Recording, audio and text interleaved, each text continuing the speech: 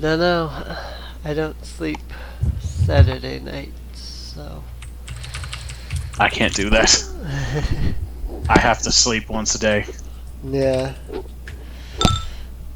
I always have Alright. trouble with sleep.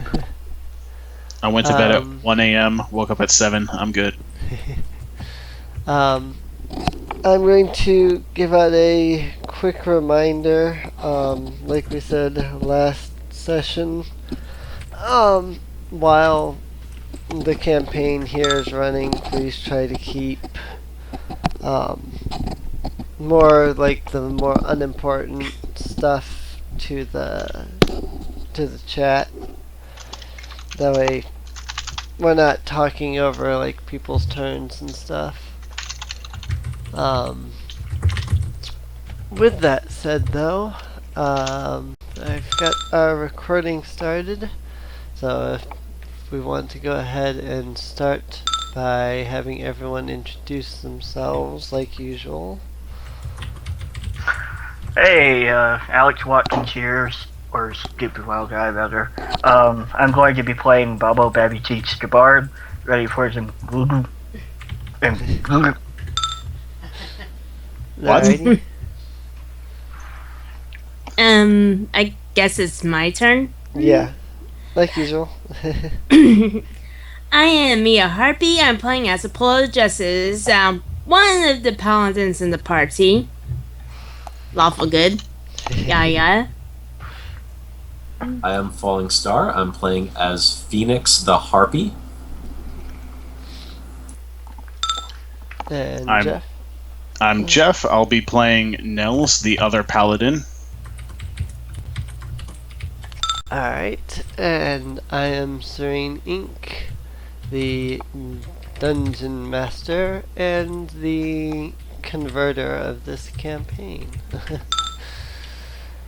Alrighty, if you all would recall from last session, you guys journeyed into the Scholars District and into Mendor's library and attained a few books. The books gave you information about a creature wrapped in flames, something about a guy named Tyranthraxus the Flamed One, and even made mention of the Pool of Radiance itself. Cadorna had asked you all to travel to the Textile District to deal with the monsters there. However, as the day begins today, having been a couple of days since your trip into the library and all that, you are gathering your things and beginning to make your way out of the inn, or whatever inns you're staying at, when a messenger boy comes running up to you and he says, "I have a message from the council. They say it is an urgent matter." Very well. Apollo goes ahead and heads to the council. Is anyone else joining him? Yep. Okay. Sure. Alrighty. You all travel into the council hall. There, waiting as per usual, are Ronowin, Didby, and Porphyrius Cadorna. As well, standing there is the new addition to the council, Erilyn. When you enter, Ronowin looks up at you, and she kind of gives a sigh and says, "Ah, it's good that you came. We have something urgent we need you to take care of. As you may know, we, and by we of course I am meaning you mostly, have up to this point dealt with the monsters within the slums. We've dealt with Norris the Grey and obtained the Well District. As well, we've claimed some of the books from Mendor's library and even began to revitalize the Artisans District. But now we need to retake Podol Plaza.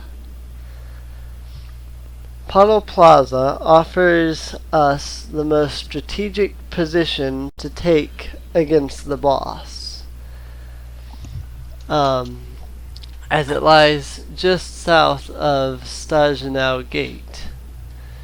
Conveniently enough for us, something weird is going on in the Falhingen graveyard, just to the west of that. This seems to have the boss distracted and should offer us the ability to move into Podol Plaza. Of course, they'll only last for a short period. We don't know how long it will be until the boss deals with whatever is going on in the graveyard. We have Bishop Brachio currently looking into the matter. Didby speaks up and says, "Of course, we'll only be able to hold Podol Plaza for a time. But that amount of time should be more than enough to get someone into Stajanow Gate. And once we hold the gate, we'll be able to hold Flan in our hands." Porphyrius immediately pipes up a tone of annoyance in his voice as he says, "Don't get too cocky, Didby. Even if we hold the gate, we don't stand a chance against whatever lies in that castle. We don't know what's in there. What we do know is it's strong enough to command giants, and giants don't listen to just anyone, you know." Didby gives a groan and says, "Aye, don't remind me." Ronwin pipes up quickly and says, "In either case, let's focus on the matter at hand." Sorry, I lost my place there for a second. Ronwin looks down towards her map and says, "This is gonna sound strange, but this is a sort of a stealth mission, if you will. By that, I mean you'll be going into Podol Plaza in disguise. But once you're inside, and if you completed your mission there, then you'll be free to do whatever it is that you want to help clear the plaza." Ronwin points to a small section on the map, which I will use the cursor thing to point to. Well, if I was going to speak up, I don't do well with stealth missions, including being in a disguise. Nels is going to pipe up as well. I'm not too keen on sneaking around. I tend to not be very good at it. I don't really care who knows who I am. Are we stealthing from giants? What you would be disguising yourselves for is actually sorry, let me try that again. The reason we need you to disguise yourselves is so that you can infiltrate Podol Plaza. We have some magical orbs. They are orbs of deception. The magic upon them will make you appear to be some kind of other creature, some kind of monster, as long as you are holding on to them. As well, we have obtained some sigils of Bane from some of the creatures throughout the city. As long as you're holding on to them, it is unlikely that anyone will question whether or not you are part of the it is unlikely that anyone will question that you are part of the boss's army. However, your mission, and this is why you need to be disguised, is in this area here, the bazaar. Once again, she points to her map. There is going to be an auction held today. The bazaar was once the trading spot of Flan. All the rich and wealthy merchants gathered there. As such, the merchants in this area were well known for having magical items and other such things. It was believed that the area had already been ransacked, and the items distributed throughout the boss's army. It seems, however, that we, or rather they, were wrong in this belief. Our spies tell us that a cache of magical items has recently been discovered in the bazaar. An auction is going to be held there in Podol Plaza to distribute the items amongst the creatures here in Flan. You can bet for certain that the boss will want to be part of that. Keep in mind that while the boss does rule the city, he does not govern every creature in it, nor does he truly own everything inside. Not everything in the city is part of his army. As such, he will likely want to get a hold of these items just as much as any other creature in the city would. Your mission is simple. Go to the auction, buy up as many of the magical items as you can, and return back here with them. We shall give you each 800 gold, in which you can use during the auction. Any more than that, however, if you wish to continue bidding higher, and I would encourage it if you find that you have to, any more than that will unfortunately have to come from your own pockets. On the other hand, your reward for the mission would simply be anything that you take away from the auction. I see. But before we go, I would like to know exactly what monsters we're going to be disguised as. Especially if someone talks to us and, well, things might happen if we don't know. Ronowin nods and says, "Understandable." She grabs one of the orbs from nearby and holds it forward. And she says, "The orbs will make you appear as one of a few random creatures. I cannot tell you which exactly you will appear as. However," she waves her hand in front of the orb, and all of a sudden her form takes the shape of a kobold, and she says, "I can tell you roughly the different types that you may end up transforming into. These orbs seem to have an affinity for orcs, hobgoblins, goblins, kobolds, lizardmen, and bugbears. All creatures that seem to be fairly common in Podol Plaza." I see. Thank you Question. for informing us. Did her size change?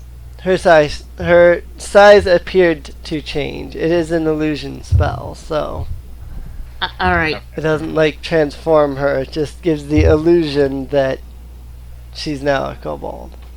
So, like, if you touched above the top of the head, would you feel flesh where there's no flesh? If you were to feel an area where the person is that's not in the illusion, you would feel the person. There would be nothing there that you're touching, but you would feel the person. It might even break the illusion entirely. Yep. Yeah, it would more than likely break the illusion as well. So, the lesson here is don't touch yourself. Wait.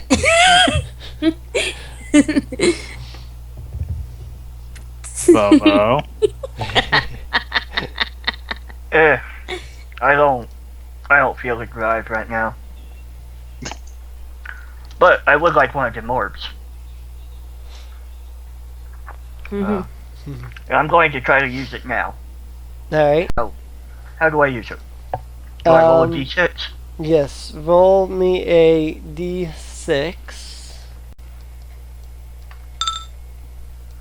Alright. You activate the Orb of Deception, and you take on the form of a goblin.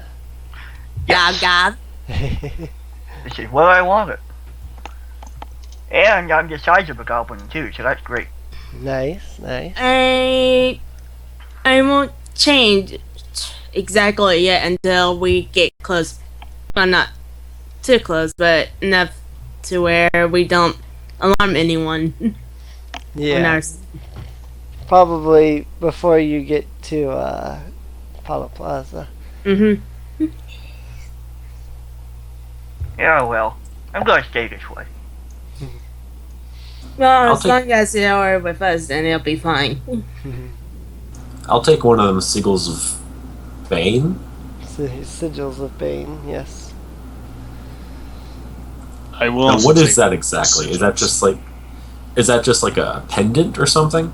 Yeah, it's kind of like a badge type thing. I wonder if it's got any magic on it, or if it's been like cleansed. Okay. I guess I'll do try an an Arcana check to find out. Yeah. We could have one of the paladins check it. They have or that. Nels can just cast detect magic. That is a 11. I don't think we want you using a spell if you can avoid it, but don't you have? It's a ritual. No. It just takes Arcana 10 minutes. is, let's see, +2, so... Well, I think paladins get something where they can just like know that sort of thing. Yeah, We can you can know know if if it's it's- evil or whatever. Yeah, divine No. sense. You know. We can tell if it's. We can tell if its origin is undead, celestial, or fiendish. You could also tell. So if an object is good or evil. Consecrated or desecrated. Oh yeah. Yeah. Apollo goes ahead and checks to see if it's evil or not. Alrighty. From what you can tell, any evil magic that would be on the sigils has been cleansed. Alright. I'll However, tell that to Ellen. They do appear as if they are. Whoopsies. Didn't mean to do that. They do appear to be the standard sigil of Bane. In fact, I can actually, if I can find it real fast, I can actually show you guys a picture of what the sigil looks like.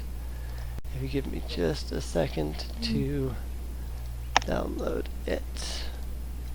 If it's the same one from Baldur's Gate, I'm pretty sure I know what it is. I don't actually know what the one from Baldur's Gate looks like.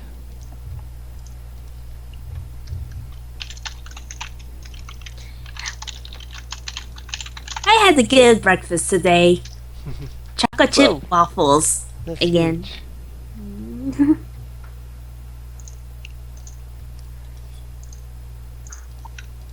As There in you go. a that didn't success work. for yesterday. That didn't work. I Don't move off my posted it there standard next to the map. That's what the sigil of Bane looks like. Oh, that's nothing like what I thought it was. Oh, I'm thinking of ball. Yeah, you're probably thinking of Ball. Because the Baldur's Gate was Bahal. This is Bane. Alright. But yeah, that's basically what it looks like right there. It's a little circular badge type thing that has a dark hand with green rays shooting out from it.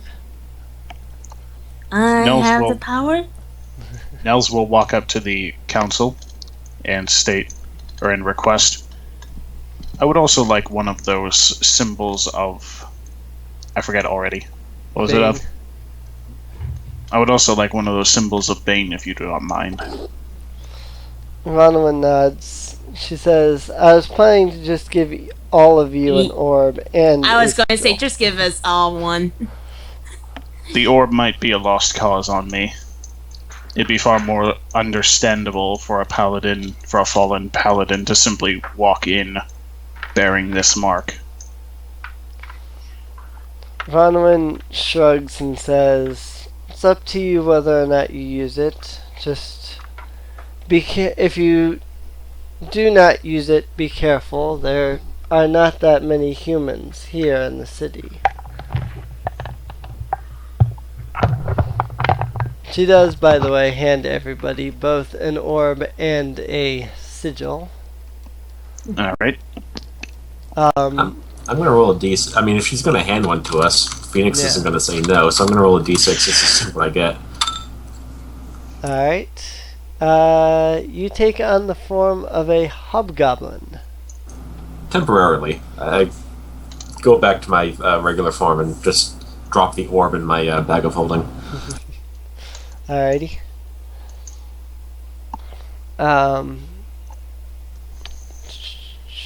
Something I needed to make a note of, and I don't remember what it was now.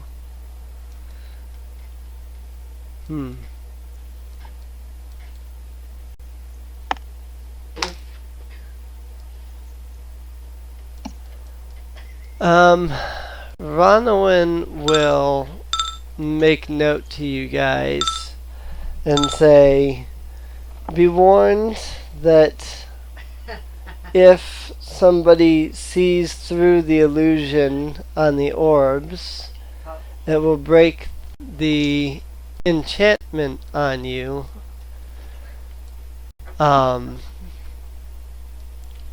If that happens, you'll have to seek a shelter and wait for the orbs to repower themselves. Essentially, take a short rest and then your disguises will be back up. Why does all this sound familiar? I heard something like this happening before. Dunno? Oh, it's Um, probably common in stories anyway. yeah. Cadorna is going, or Porphyrius Cadorna is going to, before any of you head out, make mention that he still wants you to go to the textile district as well. Preferably after your little escapade into Podol Plaza, since this seems to be of more importance. What did he want us to do in the market district again? In the textile district, Textile, sorry. he basically just wants you to clear the place, take out the Alright. monsters, that kind of stuff. We'll probably do that afterwards. Yeah. Alright. Nels will walk out the door. Yep, same here. Alright. Guessing the group will go ahead and go to the Podol Plaza. Alrighty. Well, not entering it. Before they enter, Apollo's going to go ahead and use the orb. Alrighty. So I might as well. Roll a d6. remember that you do have control over the party marker, so you can move it. Okay. Alright. You take on the form of a hobgoblin. Yippee! Is religion still an intelligence skill? I have no idea. Mark would That know would- that. You can check that on the backgrounds and skills thing. Alright. Religion is intelligence. Okay. Then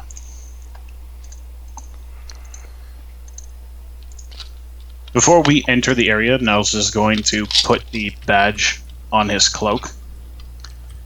He's going to put his hood on, and he's going to try to radiate just sort of give off an aura of negative energy reflecting his god or deity. Not technically a god, he's too weak for that. Alrighty.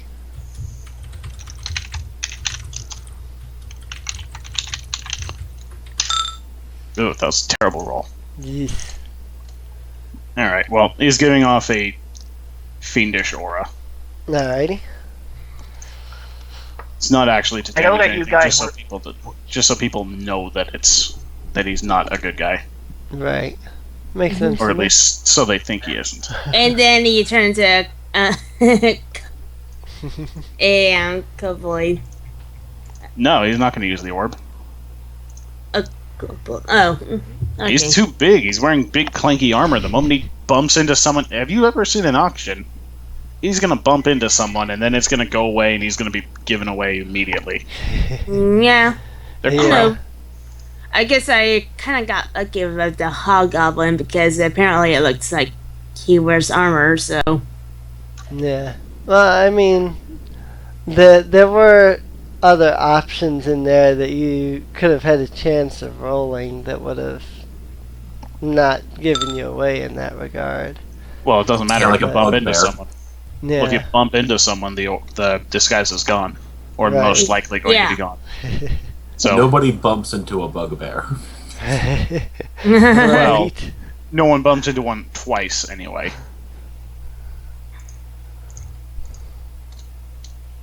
Won't be moving after the first one. Alrighty, so you guys stand at the edge of the well district. Mhm. So, are we all ready to enter? Mm-hmm. Okay. Yep. Sure. And we enter. Alrighty. You are now in Podol Plaza. And we're going to be heading to the bazaar like she's shown us in the map, so... Yep. As you enter Podol Plaza, you get a distinct feeling that if you weren't disguised as you are, you know, your sigils of Bane and your orbs for those using them, you get a distinct feeling that you would very likely not be welcome here. There, you can see monsters just walking all over the place. The entire place is just completely filled with all kinds of creatures, from orcs to lizard men, even a few bugbears walking here and there. As you are walking along, Apollo, make me a perception check. Alright. See. Okay. Oh, wow. Nice. Well, there's my crit for today, folks. As you're walking along, you hear a group of monsters kind of talking back and forth between each other. One of them says, "Didn't you hear? Mooldog saw one of the items, and he says it has to be at least 1,000 years old." So someone already took the item then. No, I've seen one of the items anyway. Oh, okay.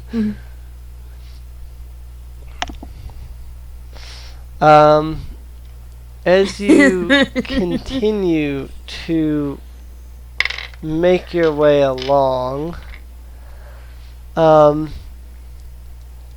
as you're walking closer and closer to the bazaar, a group of 2 ogres happens to start to walk past you.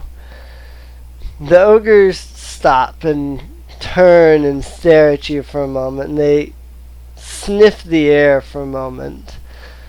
And one of the ogres grumbles and says, "Ah, I've smelt terrible things before, but those creatures there are just horrendous smelling." Hey, I put the other on today. It's just. The ogres just continue on their way without saying or doing anything further.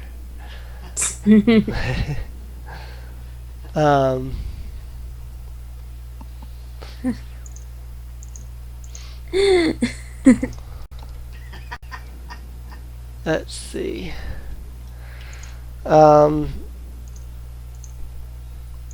As you start to near the bazaar area, you start noticing a much larger gathering of creatures all conglomerated in one spot.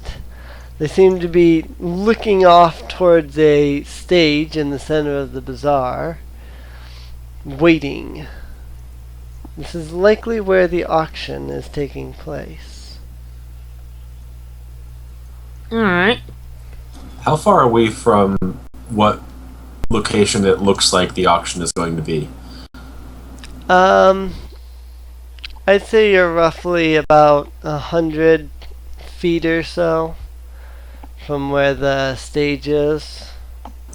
Is there any, aside from pushing through the crowd, are there any like balconies or rooftops or anything where I could go to get a closer look?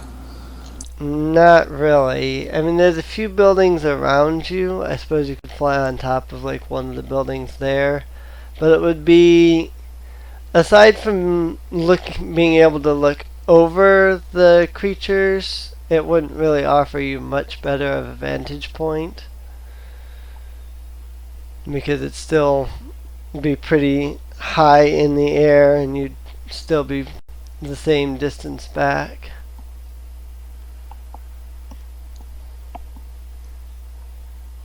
I think I'll do it anyway, but I'll stay, more or less close to the party. Alrighty.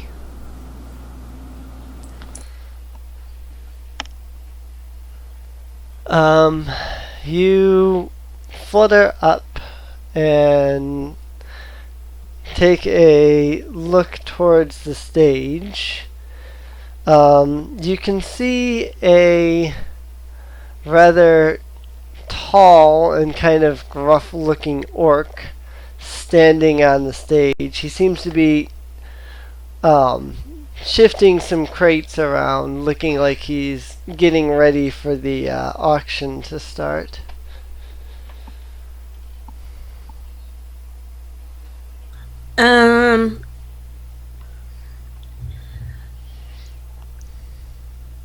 Apollo is going to tell the group that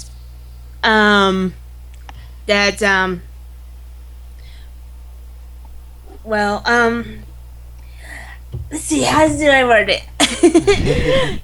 He doesn't want one person to keep on making bets.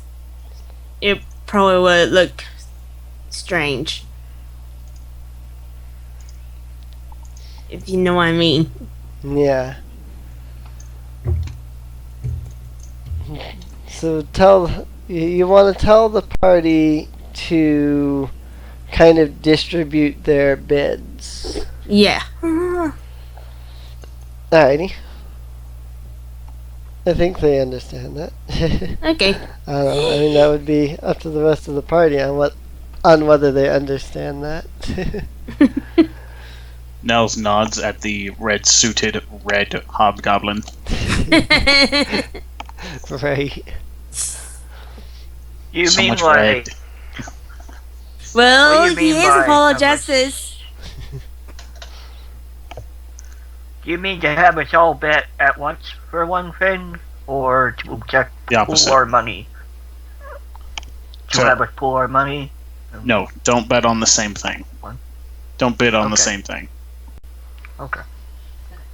Yeah, like one person will bid like 100 gold, and then wait and see if a monster bids on it, and then somebody else in the party bids on it, kind of thing. At Kind least of that's what I'm defeats guessing. it might defeat the purpose if we bid against each other. Yeah. Yeah. Well, that's why I said, wait for one of the monsters to bid on it. Mhm.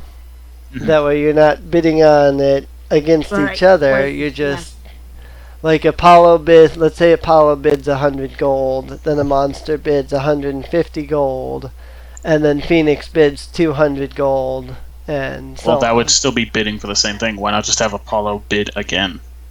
That is. That's generally how auctions work. Yeah. Yeah. It'll be weird if I don't actually make a higher bid right afterwards. Right. But I mean, I don't know. I don't quite understand. So that was what I thought you meant by that. I seen auctions happen, so Yeah. I would say doesn't matter who bids what, but as soon as you get something, don't bid again. if you have extra gold, you can secretly. Well, actually, we can't exactly hand over gold to each other. Well, you could. We'd probably have to make a sleight of hand check or something like that. Or Yeah. just Um, fall to the back of the group. Yeah. I mean, yeah, the point is that once you have won an item, don't bid again. Otherwise, you're going to draw attention to yourself. Yeah, that's Yeah. one of the things I was That trying to one explain. person has like 6 magic weapons. Let's jump them. Yep. They don't have that big brutish orc bodyguard. Right.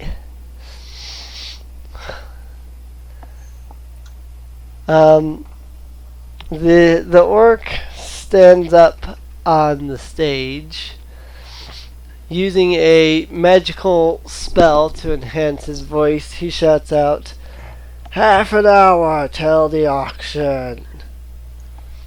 You maggots, get your butts over here so that we can get this thing started." Apollo just yawns at this. Phoenix is going to fly over to the stage.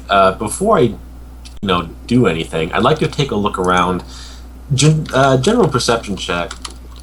I want to see what the stage is like. I want to know if there's like a back to it, stairs, yada yada. Alright.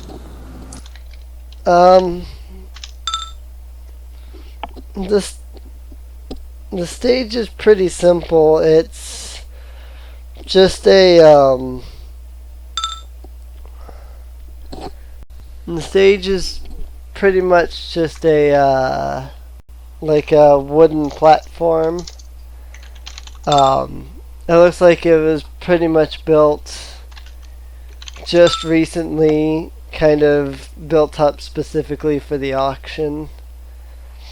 You can see a few crates sitting around on top of the stage, and there seem to be a few orc and bugbear bodyguards standing guard around the crates. What about, you said it was an ogre that addressed the crowd? It was an orc. Orc. Where did he go? Where did he go? Yeah. Is he still on the stage? Yeah, he's still standing on the stage. He's actually standing smack dab in the middle of the stage right now. Alright. Phoenix is going to go down a bit so that she's, within speaking distance. And she's going to ask him, what sort of stuff you got?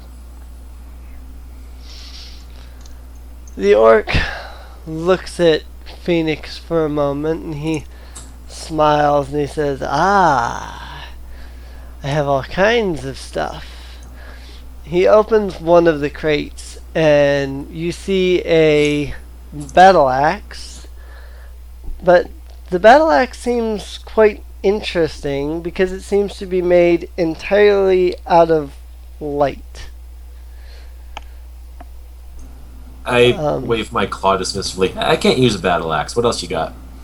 The orc scratches his chin for a moment and opens one of the other crates, which contains a longsword, but just like the battle axe, this one is interesting because it's entirely made out of stone. The orc immediately insists that this weapon is just as good, if not better, than any standard longsword. I can't use a longsword either. What else you got? Oh my gosh, I love. Smart. He scratches his chin again for a moment and says, but I do know what you would be interested in. He opens yet another crate and he holds up a shirt made entirely of mithril. He smiles and he says, we believe this was held by the original leader of the land, back when those stupid humans owned it. Ooh, that's nice. How much you want for it? The bidding will start at 300 once the auction begins. How much do you want for it? I'm actually going to try rolling a persuasion check on this. Alrighty. Awesome. Yeah, basically she wants to see if she can get it now. Let's see, that and plus charisma, which is that. Okay. Yeah. The orc scratches his chin for a moment and he says, well, 3,000 gold would be nice. 3,000? You know what? I'll wait for the bidding.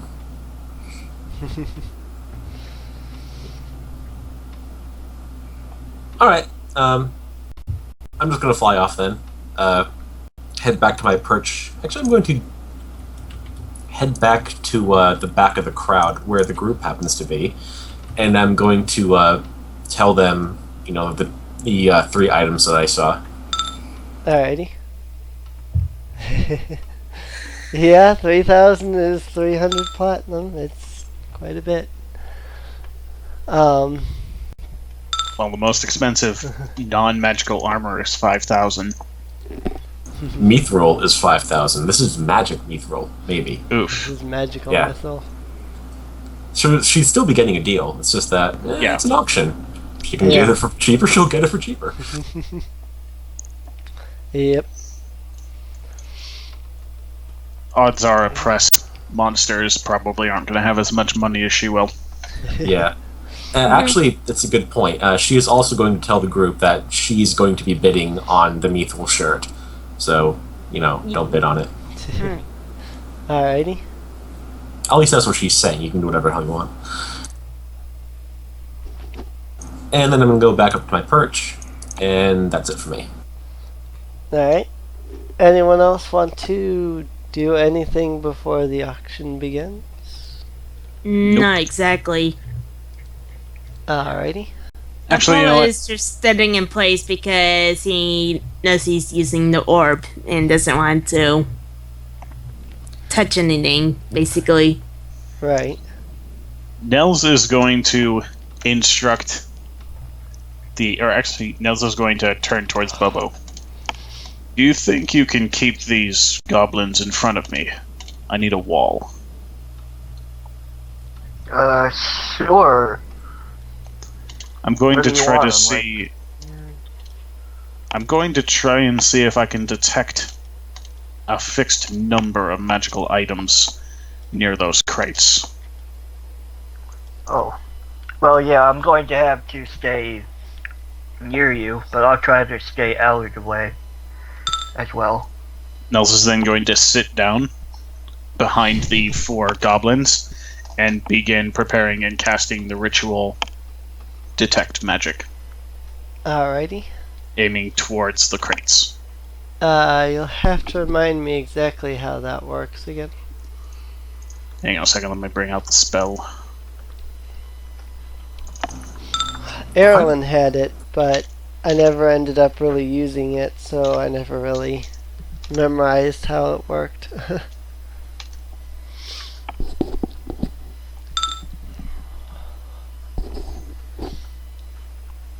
Alright, I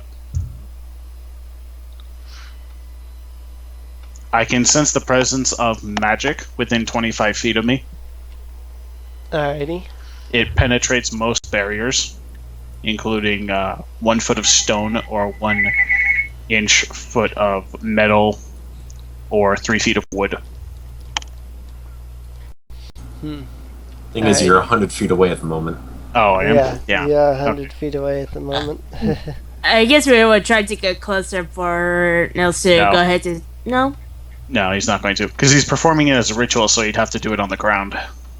Oh. And it would be Right. very Also- suspicious if he starts drawing magical circles on the floor. That's Detect Magic. I think the spell you want is Identify. That would actually tell you what it is. That would tell me what they do. I just want to get a rough idea of how many there are. Ah. And that's Alrighty. exactly what this would be for. But unfortunately, with the range, it's not very practical, so never mind. Alright. Oh, wait.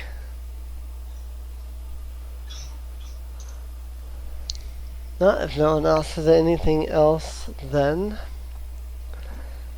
about a half an hour passes, and the orc on the stage shouts out, "All right, you low-life maggots, let's get this auction started." He opens up one of the crates, and he pulls out the bow that is completely made out of light, and he says, battle axe, not bow. Wow. I've been thinking it's the bow that's the one made of light for some reason. Oh well. This It's Carolyn's bow. this battle axe here, dude, strange item. It's entirely made of light, as you can see. He swings the axe and cuts a part of the stage, and he says, "As you can see, however, it's still just as sharp as any other battle axe, perhaps even sharper." Hey, Apollo wants to face palm, but He turns to the audience again, and he says, "We'll start the bidding for this nice bow at 200 gold." He said bow again. Battle axe, sorry. We'll start the bidding for this light battle axe at 200 gold. Do I hear 200? Apollo raises his hand.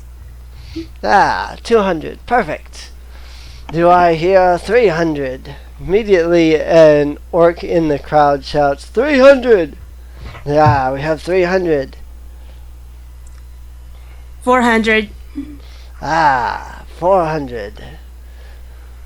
A bugbear in the crowd shouts out, 500! 600.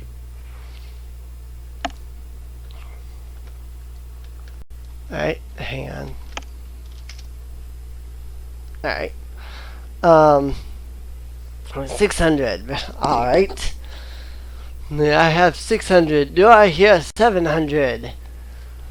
The orc from before shouts out 700.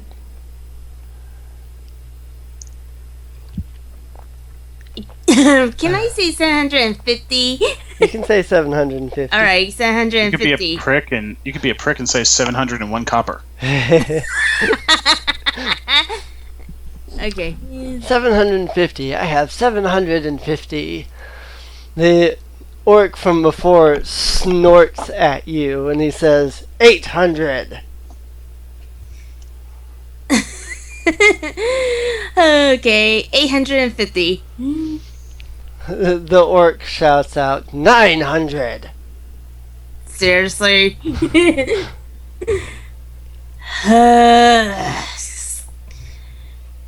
Nels is going to sort of kick a rock near he's going to clear his throat near Apollo to make some noise. He's going to wave his hand motioning up. 1,000. The orc snorts again and he shouts 1,100. 1,005. Wait. You said 1,100? 1,100. Okay. 1,200.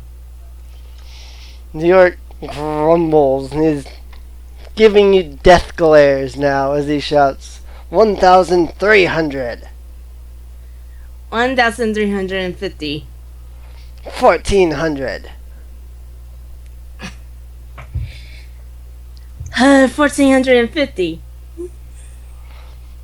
New York snorts at you and then he turns his head away. 1,450. I hear 1,450. Do I hear anything more? 1,450 going once, going twice. Sold to the red hobgoblin in red armor. Okay. Nels is going to give you the difference in gold. Oh, thank you, because I brought my platinum. Okay, let's see for. I'll go ahead then. I think that's 750 out of the 800 that I gave you, and your entire 800. No, it's less than No, that. it's less. 650. 650. 650. All right. Alright. All right. So I still have 150 of that left over. Yeah. Apollo goes ahead and goes up to get it. Alrighty. You walk up and you hand the auctioneer the gold, and the auctioneer holds the battle axe out for you and says, "Congratulations, Hobgoblin. You now have a fancy battle axe made of light. And you smell horrid."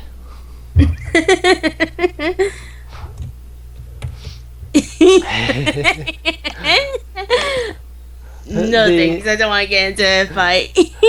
The orc, having handed you the battle axe, turns to another crate, pries it open, and then pulls out a suit of plate mail armor. This suit of plate mail armor is interesting, however, in that it is completely pitch black colored.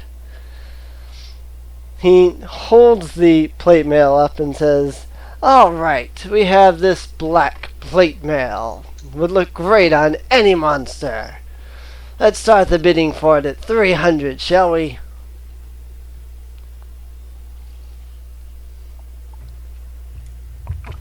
Okay, whose turn is it to bid now? Is Nels back? Nels is out of gold. Okay. Alright. But hang on. Nels is going to do a Actually, no, never mind. Nels will wait. Oh wait, I did that. Yeah, I don't even know if it's magical. I don't know. It looks black, yeah, but we aren't sure if it's a magical item or not. For all we know, it could be just dyed to look like that. It is armor, so again. While you are all conversing amongst yourselves on, oh, whoops, I didn't. Oh well. While you're all conversing yourselves on the about whether the plate mail is magical or not, the orc from before shouts out, "I'll do 350." Starting out low, eh? Well, the auction starts at 300, and Yeah, he's true. actually going a little higher than that, than just at the initial 300. Mm-hmm.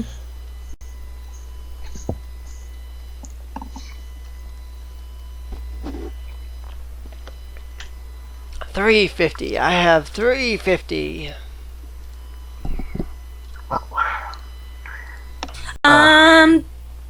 I'm going to define sense on it. Alrighty. Because if it's black, maybe it's evil. And if it's... Or cursed. Or cursed, yeah. 50-foot limit. Oh. Right. Yep. Yeah. 50-foot limit. Well, I mean, you might be Actually, within 50 maybe feet since you went up to the Apollo is stage. basically there and was walking back, and when... Good point. Yep. Yeah. Yep. So I should be able to be within at least 50 feet before getting back to the party. Right. That's the one where you can sense if it's consecrated or desecrated. Yep. You don't sense anything. Alright. I guess by time he gets to the others, that's when he whispered, "Is it even magical?" Alright. Because he doesn't sense any good or evil from it. It just looks black. Right. You notice a mage in the crowd. You guess that he's a mage anyway because he's wearing this big red robe that covers his face and everything. And he raises his hand and says, 400. The orc from before snorts again, upset that once again somebody's bidding against him. He looks at the mage and says, 500. Anybody want to try bidding on it?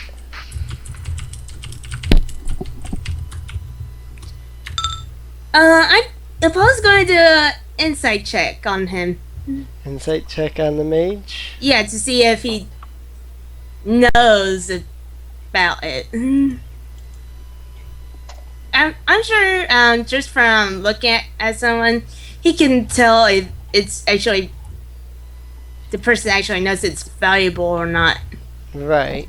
That does make His face sense. covered. He doesn't have his face covered. He's wearing a robe. Not... Yeah, well, he's wearing a robe that has a hood on it that covers his face. That's what I said. Oh, okay. Can he see his face? Not really. The best that you can see is just a little bit of his mouth. That's about it. Maybe roll with disadvantage. I mean, he did speak. Yeah. You can do that. Okay.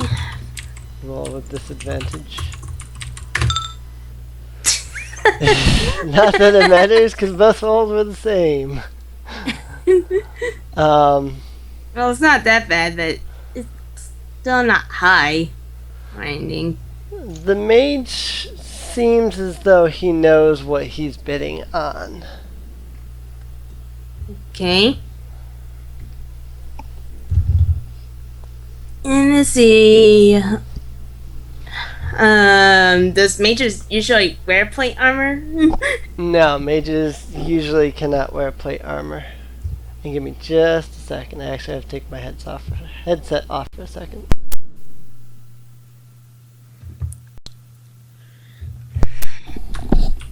Sorry, it's actually really warm in here, so I'm taking off my sweater.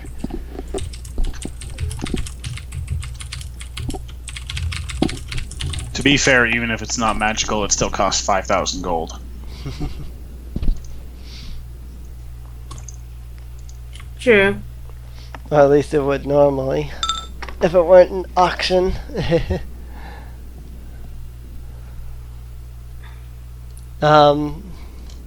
The mage is going to raise his hand and say 500. The orc is once again furious that somebody is trying to buy up the plate mail. I mean, he's already lost the battle axe. Now he's getting bid against with the plate mail. And the orc shouts, 600! And Mark has a point there. You do know that the boss was supposed to be making an appearance and trying to buy stuff up.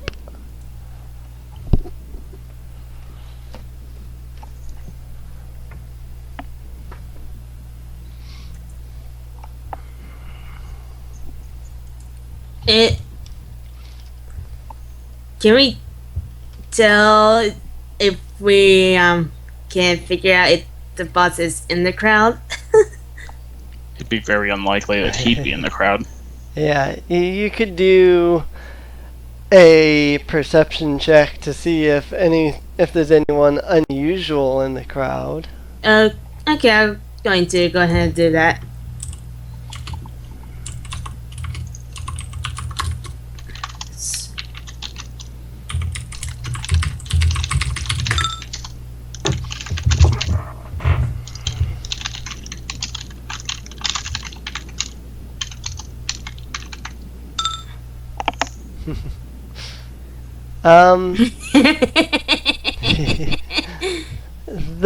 The red-robed mage here that, as you're looking at him, raises his hand and says 700. He does seem to be the oddest one in the he seems to be the oddest one in the group. But even though still being the oddest one out, he doesn't seem too odd, if that makes sense.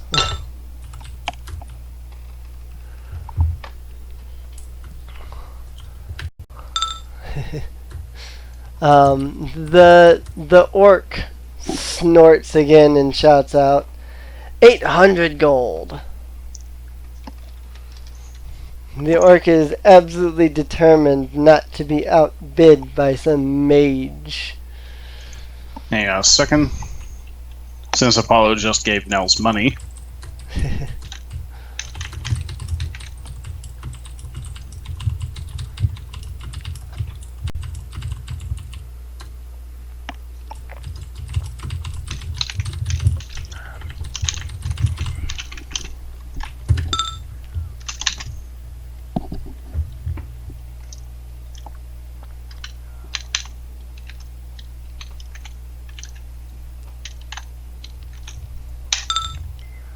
Damn, that was a bad intimidate. Oh well. Well, it was mediocre. Yeah. So you bidding 850? Yep. Alrighty. So you shout out 850. The mage turns towards you when you suddenly bid on the item, and he says 900. The orc snorts and shouts 1,000.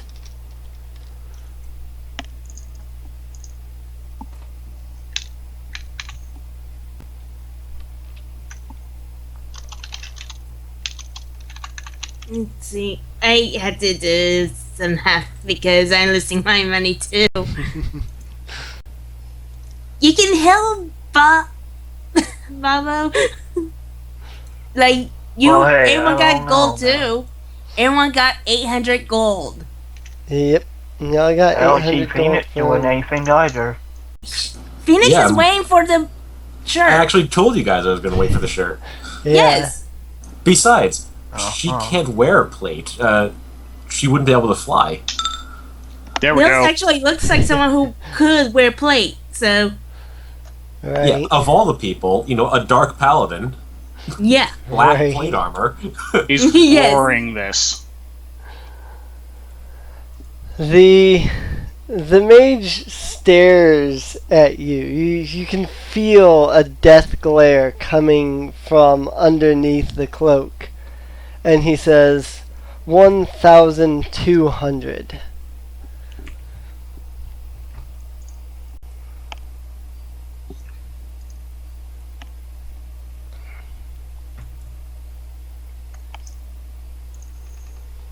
You can help, Bob. Just give them 200 so Nels could do 1,250. Let's shout 1,250. The mage shouts, 1,400.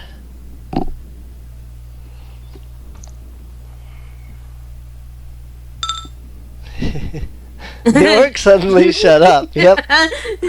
It should be noted that the orc suddenly shut up.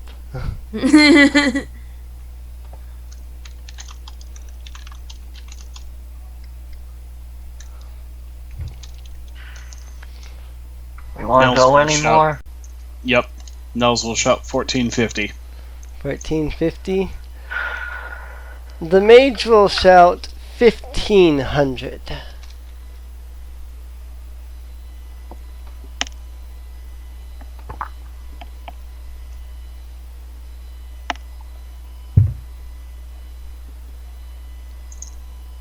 Bob, are you going to help us? Oh, Nels is going to take the money from Bobbo when he's done. Oh, okay. Nels totally doesn't have that much gold on him. Yeah, sure, I'll give him money. Then, hang on. So 800 and sorry, we had to do math on this. It's fine. It's gonna be, So together with Bobbo and 800. okay, so he's gonna bid 1,550. Yeah, 1,550. you should be able to have 1750. So Alright, so we're still gonna stay down, but he's going to include a religion check to try to radiate a fiendish mist emanating from under his hood, leaking out of his mouth. Alrighty. Oh, that was badly done, but That it'll was- still show. that was alright. The mage folds his arms, and then he simply waves to you and says, I'll concede this one. The auctioneer shouts out, alright, 1,550. Do I hear 15... sorry. I have 1,550. 1,550 going once, twice, sold. Alright, Nels is going to turn around and ask for Bobo's money for the auction.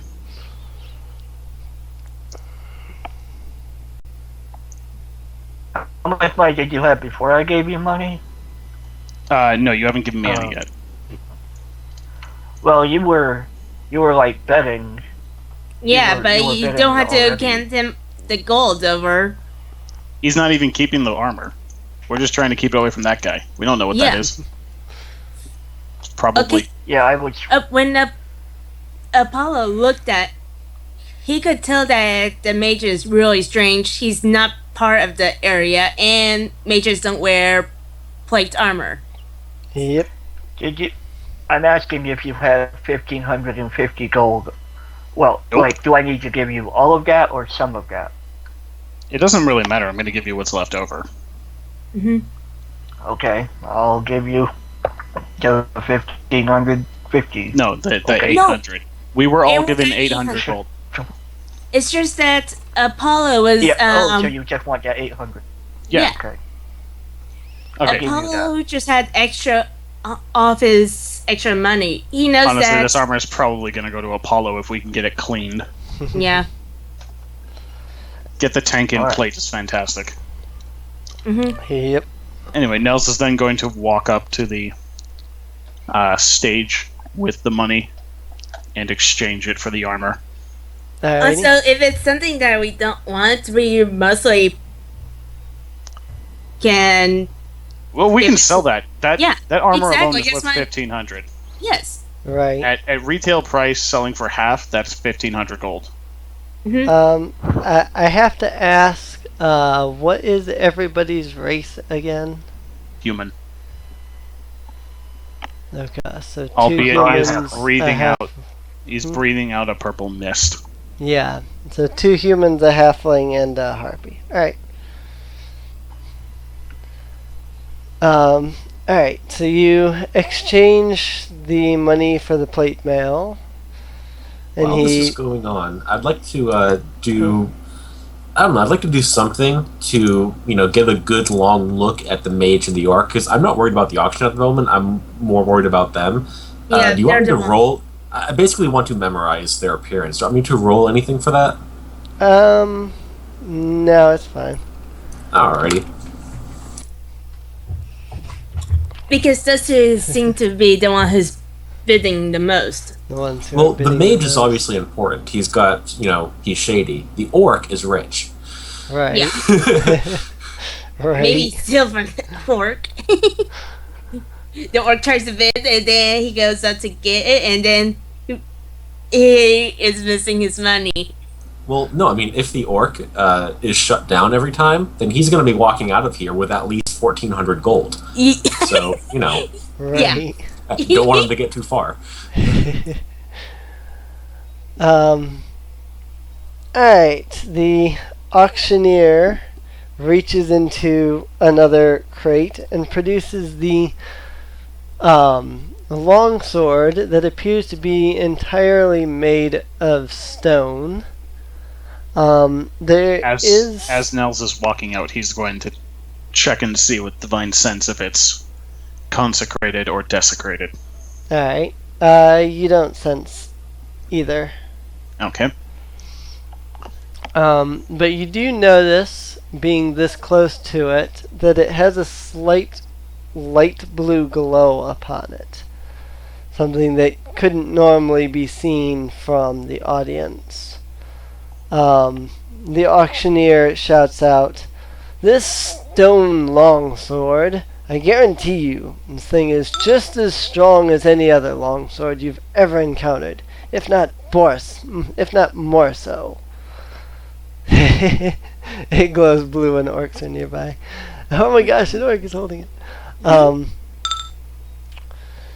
He shouts out, "Let's start the bidding for this beautiful longsword at 200 gold. A goblin nearby shouts out, 200 gold!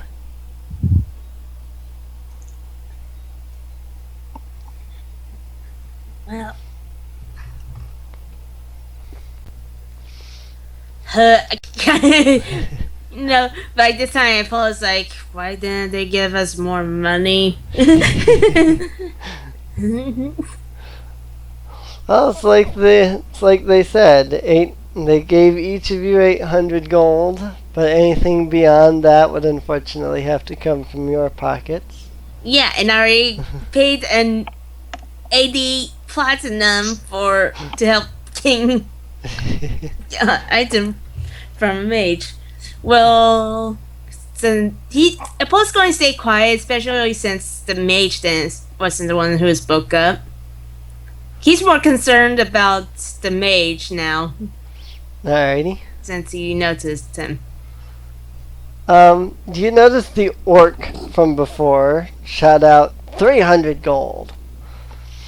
The poor little goblin kind of cowers when the orc shouts that. Um,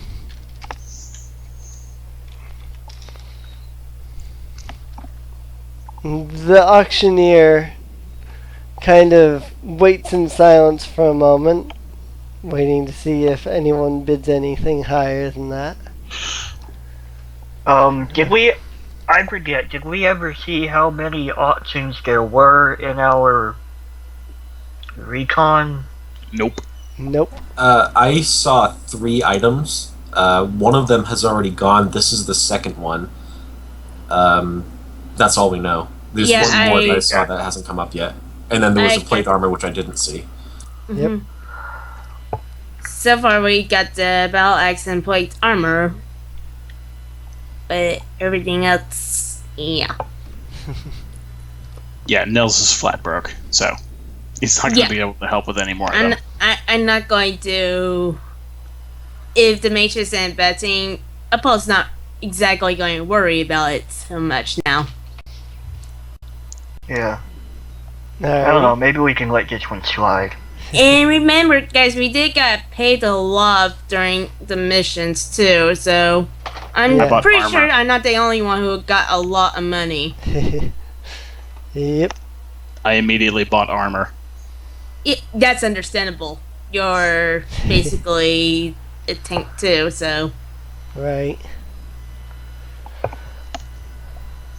Um. The auctioneer shouts out again. 300. 300 going once. I'm going to roll something. I don't know if anybody is familiar with a device called an impulse die. Basically, if you're playing a character that's slightly insane, you roll an impulse die before making a decision to see if your decision is made sanely or insanely. I'm going to roll an impulse die, and I'm going to say, let's put it at a DC of, let's put it low because Phoenix isn't quite there yet. Let's put it at a DC of 6. So if I roll below a 6, I'm going to do something. If I don't, then, well, there we go. Phoenix is going to shout out 400. 400. Alrighty. The auctioneer shouts out 400. I hear 400. Do I hear 500? The orc once again grumbles and glares at the harpy and shouts out 500. Phoenix smirks. Oh, I get it. Waste his money.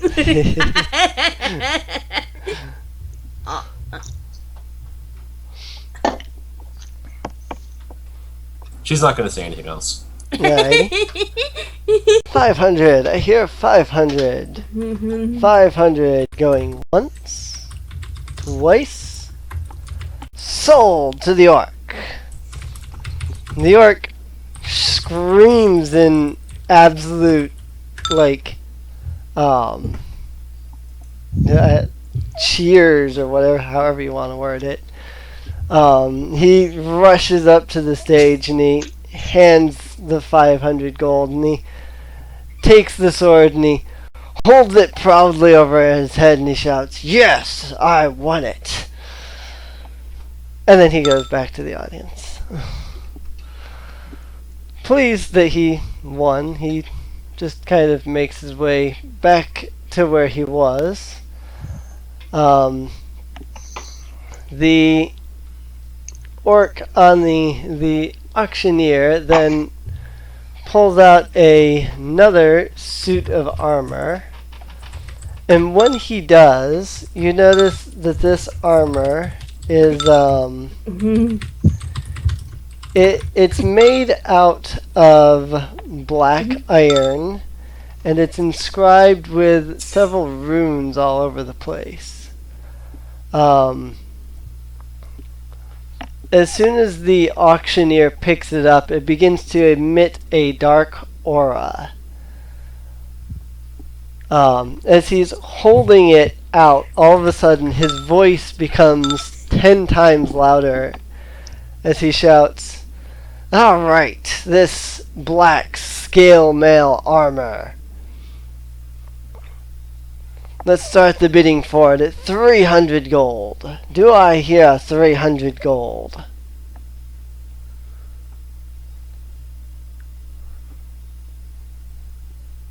Totally not going to say anything on this one. Yeah, this is like a big stop sign for Phoenix right now. I was like, nope. Nope.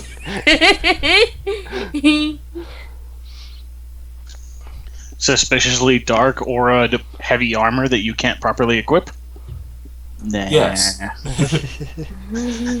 that makes the holder's voice like 50 times louder too. So it's a megaphone that you have to wear. Out of curiosity, how does the orc react to this? The one who's actually holding, it's like all of a sudden his voice is louder now. Did he expect this? He did not expect this. He kind of stops and he stares at the armor for a moment, and he says, "It makes your voice louder. How about that? Yeah. 300 gold. Come on, somebody bid 300 gold." He starts saying, "Echo, echo."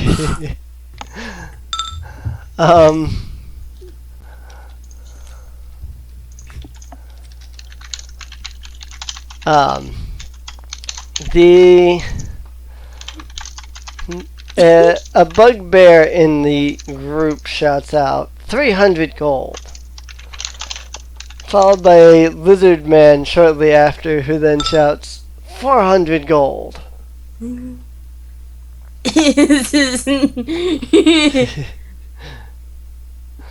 There seems to be a silence for a moment before the auctioneer shouts out 400 gold. I hear 400 gold. Do I hear 500 gold? Come on, the suit is certainly worth at least 500 gold. After all, it makes your voice louder. And it's grotesque. Perfect for you nasty lot. Come on, someone bid 500.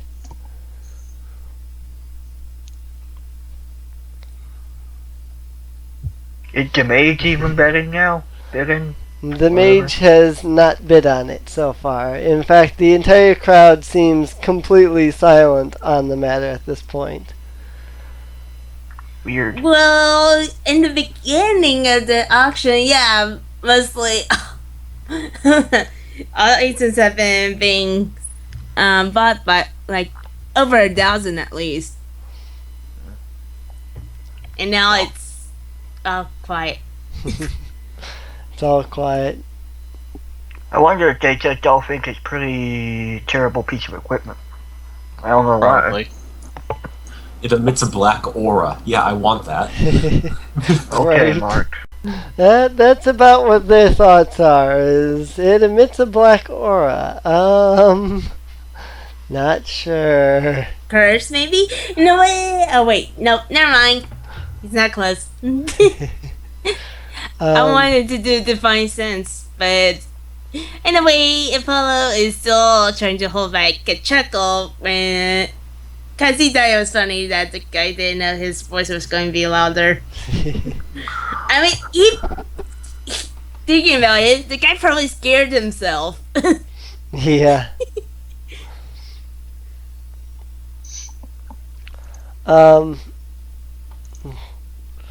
The auctioneer groans at the utter silence around him, and he says, 400?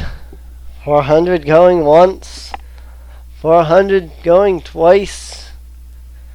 He groans and says, fine. 400. Sold. He mutters, "Cheap bastards," but of course his voice echoes across the crowd. Right. I don't remember what it was that won the auction, but whatever it was, slowly walks up, hands him the gold, and then kind of stares at the armor for a few moments before putting it away in its pack, and then returning to the audience. I know Bugbear did bid on it, but I don't remember. I think the bugbear was the first one, and then something else bid on it after. So, the auctioneer, his voice now much quieter, reaches into the crates and pulls out what appears to be a longbow, but it's completely made out of bone. He holds the longbow up and he says, "This longbow, it's super light. It feels completely hollow, yet it's as sturdy as any other bow I've ever encountered. Let's start the bidding for this one at 200 gold. What do you say?" Now, if Carlyn were here, she'd definitely be bidding on that. Yeah. Bidding on it hardcore. Yo. I almost want to ask everybody if we should, play for Uzuki in this case. But I can't really make that decision myself. Yeah. Yeah. I would, guess. It's up to you I guys. would want Carolyn to join us too, because she probably would gain the 800 too, but the thing is, seriously, that's all that we could do with Carolyn. We wouldn't know exactly how much gold she would have, but Yeah. Judging by most of these good weapon ones, we probably wouldn't get it for 800. We could try. yeah, we could try and have Carolyn be with us during the auction. Yeah. You could just deduct 800 from Carolyn and then use you guys' own money from there. Mm-hmm. Yeah. Yeah. So. Alright. Once again, the auctioneer shouts out, "Come on, 200 gold for this longbow. Surely somebody wants this longbow made of bones." Thank you. Suddenly, Carolyn shouts out, 200 gold. And the orc turns and smiles and says, "Ah." Oh. Pretty pleased. They, 200. Well, I hear then again, 200. Carolyn would probably use the orb too, so it's kind of weird to see monsters saying "pretty please." You just see a kobold just like, "Pretty please." And Neil was like, "What?" Hobgoblin actually saying "pretty please."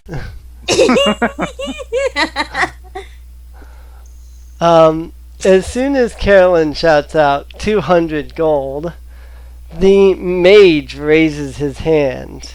300 gold. Uh-oh.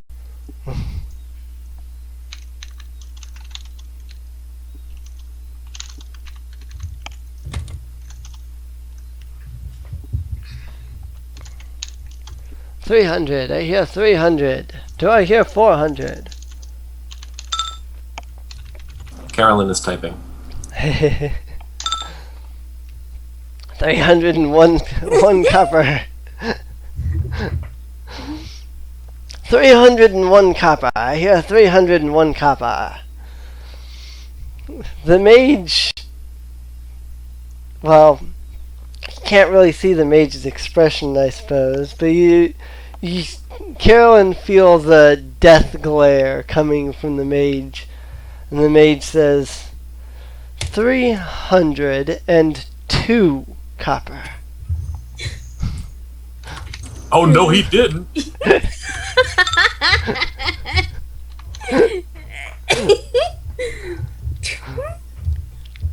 know what? I'm pretty sure you heard that. My face palm. 302 electrum. Nice. How much is electrum again? It is basically half an Electrum amount is for half a gold. Half a gold. Yeah. Alrighty. So basically 301 gold. Yep. Yes.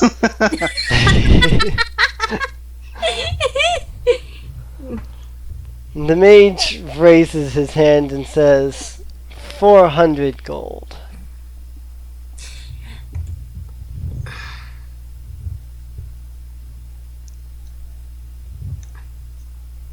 I almost want to, like, honestly, if I was playing Stiletto right now, she'd totally do like a bluff check to try and do like 600 Electrum, and see if she'd get away with it. Right.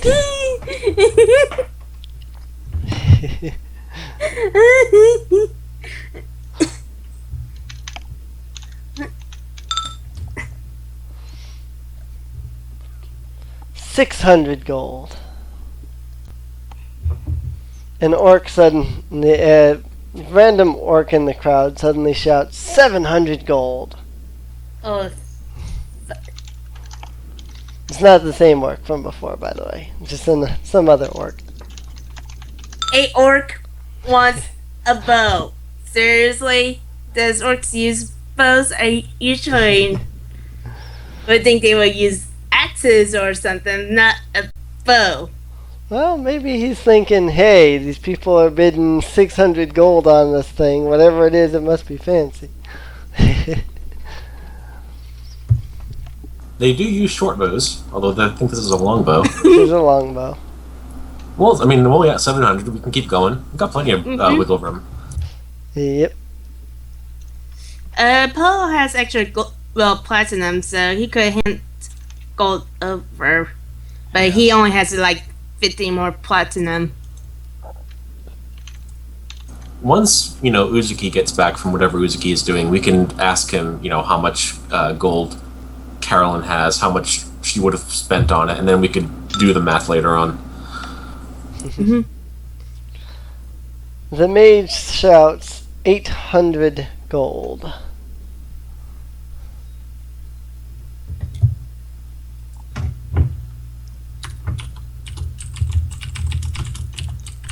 I don't think Carlyn has bought anything. She doesn't buy armor. She doesn't buy, weapons. She doesn't really buy potions. So I'm pretty sure she's got like at least 2,000 gold on her, not counting the 800 that we got. She's got to be packing. And I know for a fact that Uzuki really wants a bow because they're actually incredibly rare when you roll for them. Yep.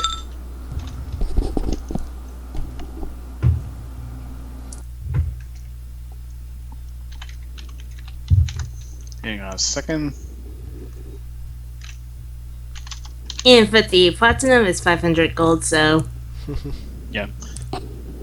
She's going to be giving a really, really nasty hobgoblin scowl. Damn it. She's not. 900 You gold. look constipated. Are you alright? The mage stays silent for a moment, almost bewildered by this terrible hobgoblin scowl. And as he's distracted, the auctioneer goes, going once, going twice, sold. Do it. Unfortunately, the auctioneer only gets to going twice before he shouts out 1,000 gold. Damn it, someone throw a rock at him.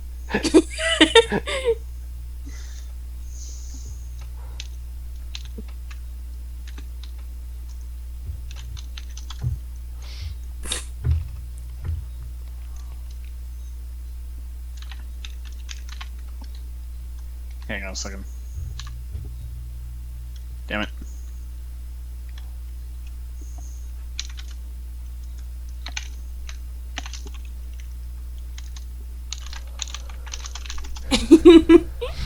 I like it how Jeff is role playing as Carolyn.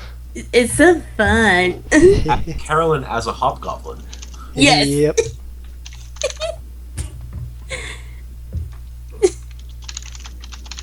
And yeah, Uzuki should have plenty of gold too. I don't remember him buying.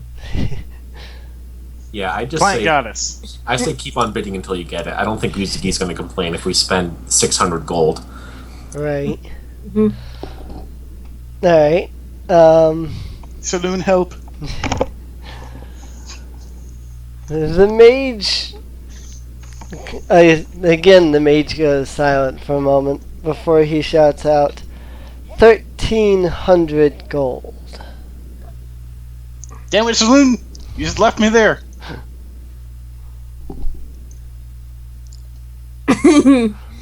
Let's see.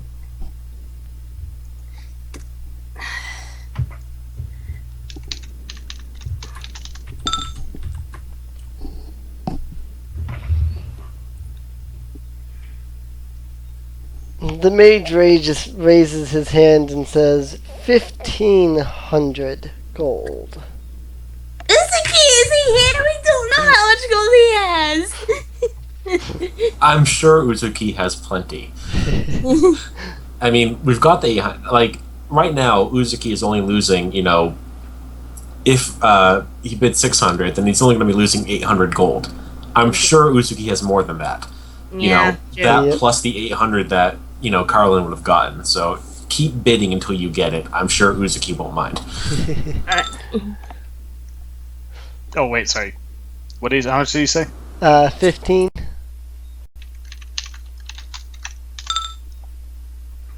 1550. The mage gives Carolyn a death glare again, but then he goes silent. There's a hushed whisper across the crowd for a moment.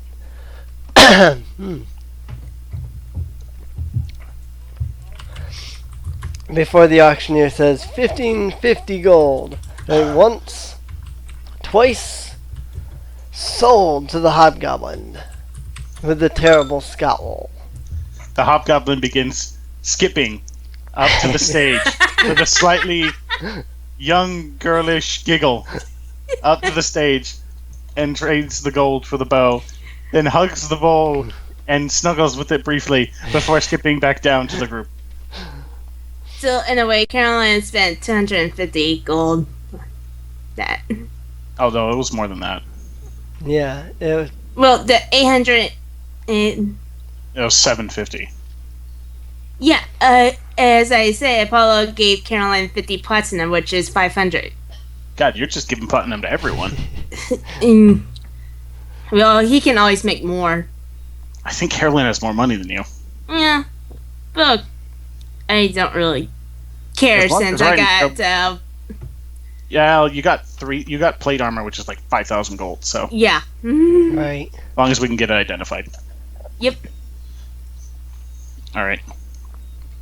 Alright. So Actually, I have 8 platinum left, but oh well.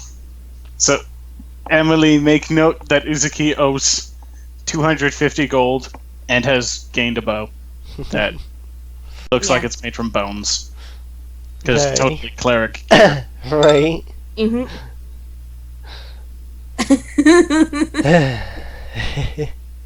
Well, I'm sorry. I actually tried to save up money, and it's a good thing too, The orc reaches into another crate, and this time he pulls out a suit of mithril scale armor. Was that the shirt that Phoenix Nope. saw? Nope. No. Okay. Shirt does not scale.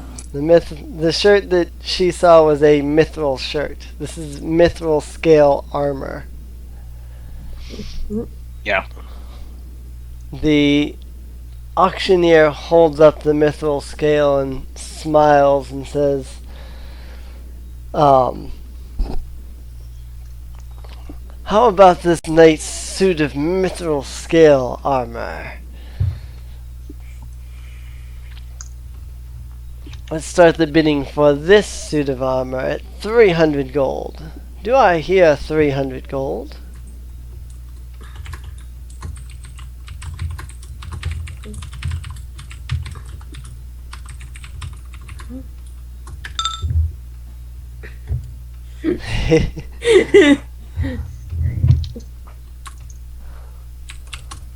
What's in your wallet? Nothing now.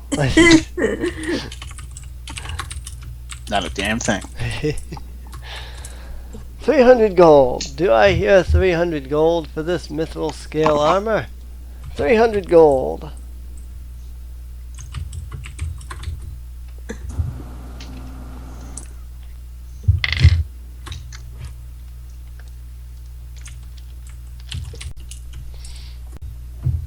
Does anyone here actually wear medium armor?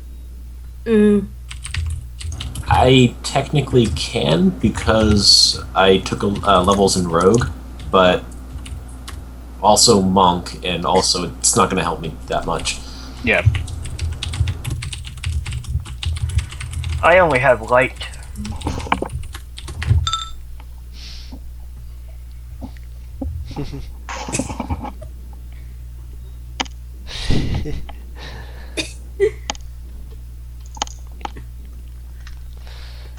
Alrighty. A bugbear is going to shout out 300 gold since the crowd seems to be more or less silent so far up to this point.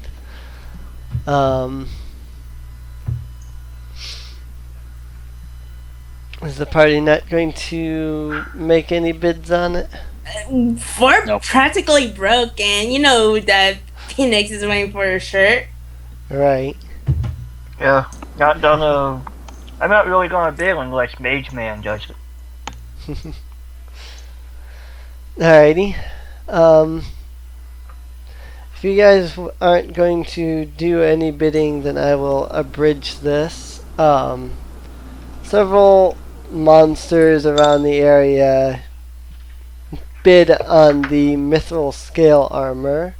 They drive the price all the way up to 1,400 gold before finally the suit of armor is sold to a ogre in the crowd.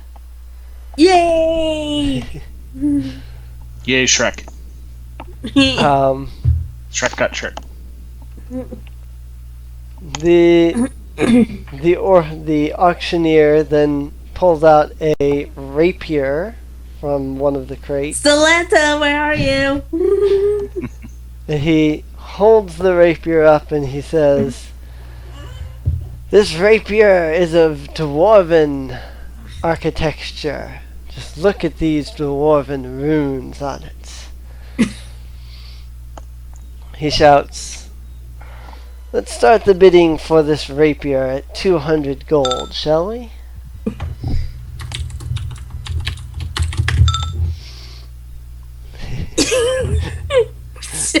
Deadpool, 201.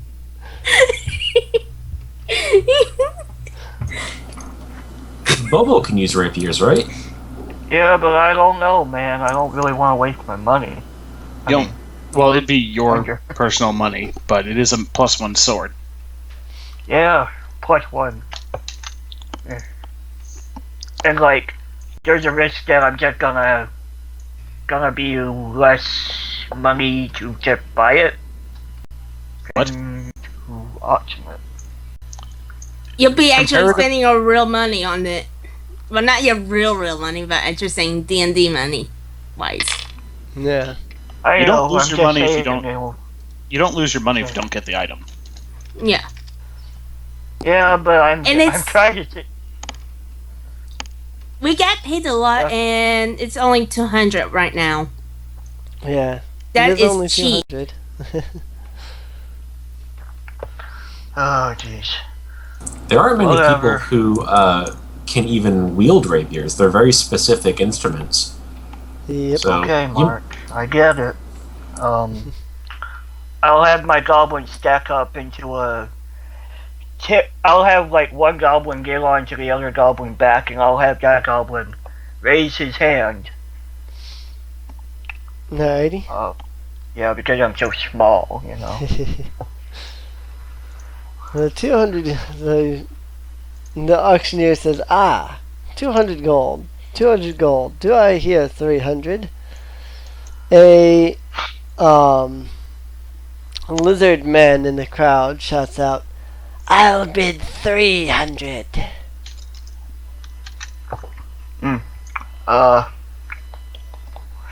Okay, Bobbo is going to yell, and I'm going to try to make the try to manipulate the goblin's mouth to say, I don't know if I can even do this, but like I'm gonna try to. 450. Don't forget you still have 300 left over from the 800 they gave you. Oh, I thought that you gave me 50, but okay. No, Okay. you have 300 back from that. That's how much was left over. Alright. Alrighty. So you said 450? 450. 450. Alright. And the auctioneer shouts out, 450 to the goblin totem pole in the back. Do I hear 500? Lizard man promptly shouts out, 500. Oh god. Well, you don't have to buy it if you don't want it that badly. Yeah, I say we let him get one thing. Because I don't care if he gets more powerful. I want to fight him. Well, think of it this way. Do you want to be able to get more powerful? Yeah. Because that's what that sword does. Yeah, but like I said, it's so not worth, like, +1. Yeah. It's +1, but remember that you guys haven't seen any of the other things that any of these items have for their abilities. Yeah, magic items aren't just a +1. They always have something else. Right. Yeah. Sometimes it's not always a good thing, though, mind you, like having to bleed on your sword. And usually it doesn't really affect the gameplay that much. But Actually, you know my longsword, right? It's a +1 longsword. It does fire damage when I activate it. Yep. alright. Which means, Oh. you're resistant to slashing? Too bad, it's fire. How much did Magic Man bid? The lizard man, he bid 500. I guess I'll go with. But another thing that can happen is that it could be also cursed. Mm-hmm. Yeah. Something you have to be careful with. For example, the plate mail that Apollo or Nels is mostly getting is maybe cursed. Who knows? Yeah, I'll bid 600. Make him do the talk. Do talky talk. Alrighty. On the gold. The auctioneer shouts out 600 gold. Do I hear 7? The lizard man stares at the goblin totem pole and he hisses, but he doesn't say anything further. After a few moments, the auctioneer shouts out 600 gold, going once, twice, sold to the goblin totem pole. And then I have the goblin on top climb down, and I basically made the goblin look like me, so I go up. And I get the thingy. Alrighty. You are now handed the rapier. I wonder why it doesn't go all the way up to like 1,600. It's possible, but who knows? Yeah. Honestly, it really depends. He's a lizard man. He probably can't actually wield it and just wanted it. No, I mean Magic Man. Oh, no clue. Eh. Yeah, Maybe he can actually determine what they have. Yeah, the wizard didn't even bet on it. Oh, I thought you said Wizard Man or. Lizard man. Lizard Yeah, man. lizard man, not wizard man. Never mind. Okay. Alrighty. The auctioneer is going to reach into the crate and he shouts out, "And the last item in our auction." Phoenix probably gets really excited at this point as he pulls out the mithril shirt. Phoenix is jumping up and down in her inside. I mean, That's how she feels like in the inside. She's not the type to get excited. I mean, she knows that there's going to be other people bidding, so she's, staying calculated. Right. As he lifts the mithril shirt begins to glow. I need everybody in the party to make a wisdom saving throw. Oh. Okay, let's see. Oh, I don't... It's not in my saving throw, but... Interesting. Very interesting.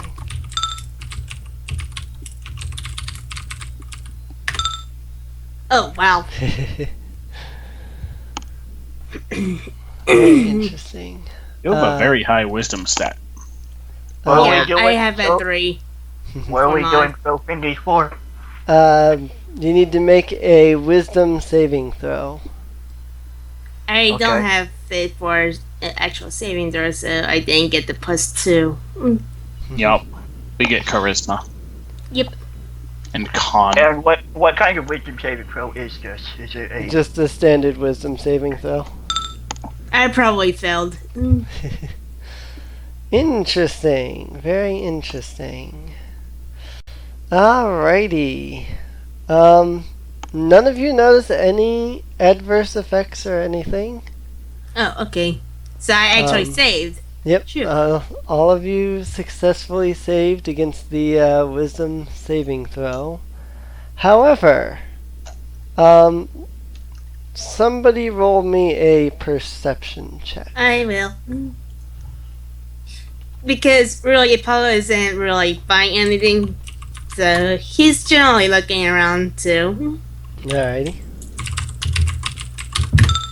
And it sucks. Well, it's not that bad. It's good enough. Okay. You feel some kind of a magical something travel across the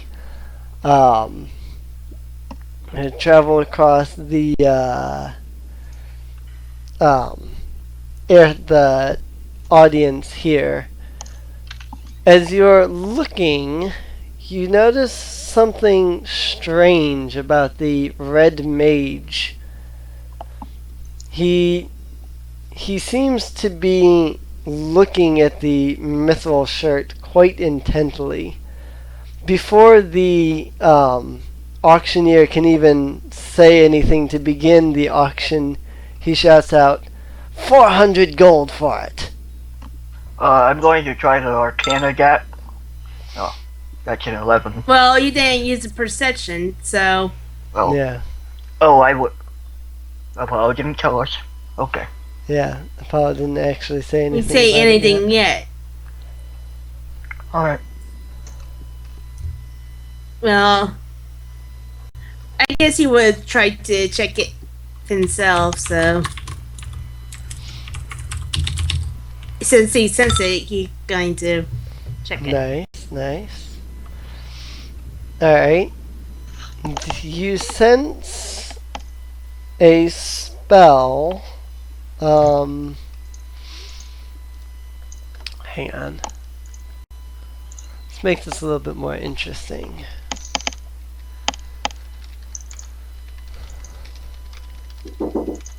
I'll be right back. Alright. I'll miss you, Jeff.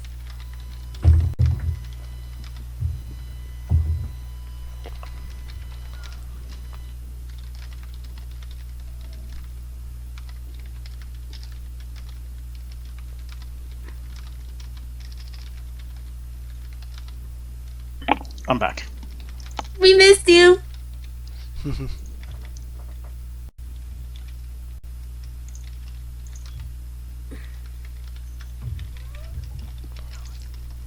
See.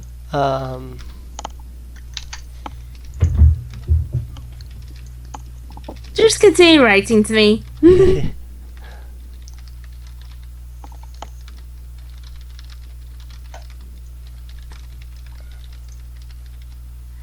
By the way, nice Kenai picture.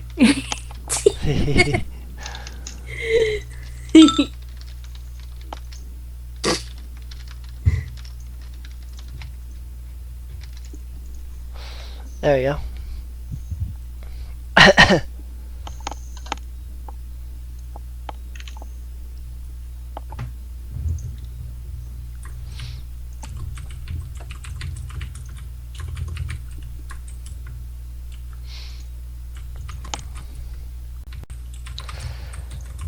Alright. So that is what you sense with your Arcana check.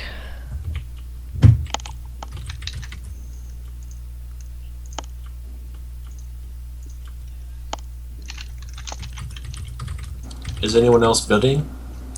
Nope. Oh, never mind. Yeah. Is any other creatures bidding? No, none of the other creatures seem to be bidding right now. All right. Phoenix is going to stand up on her perch and call out 500. The wizard shouts out 600, 800. 1,000. 1,500. Wow, 1,500 already. The mage,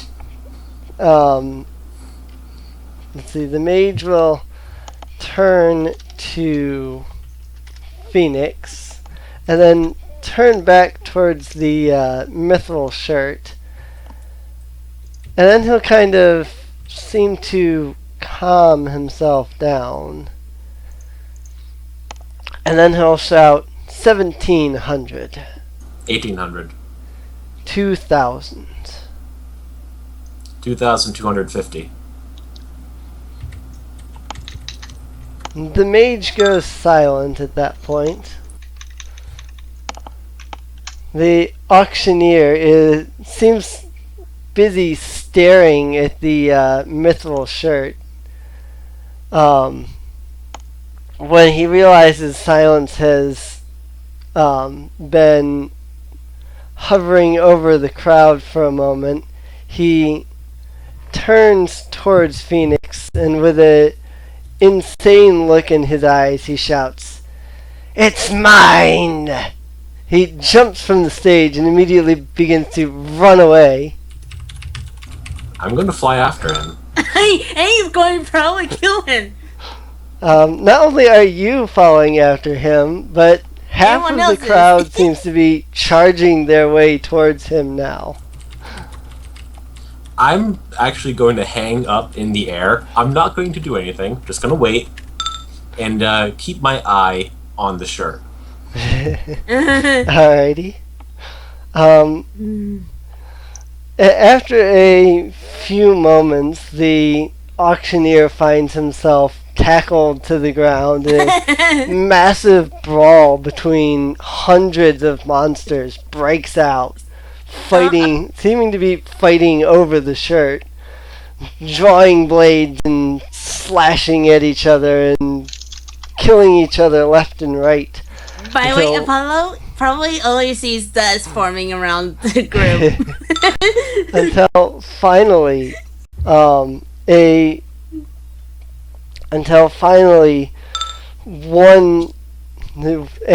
bugbear is the sole remaining victor. The auctioneer himself has been slaughtered in the brawl.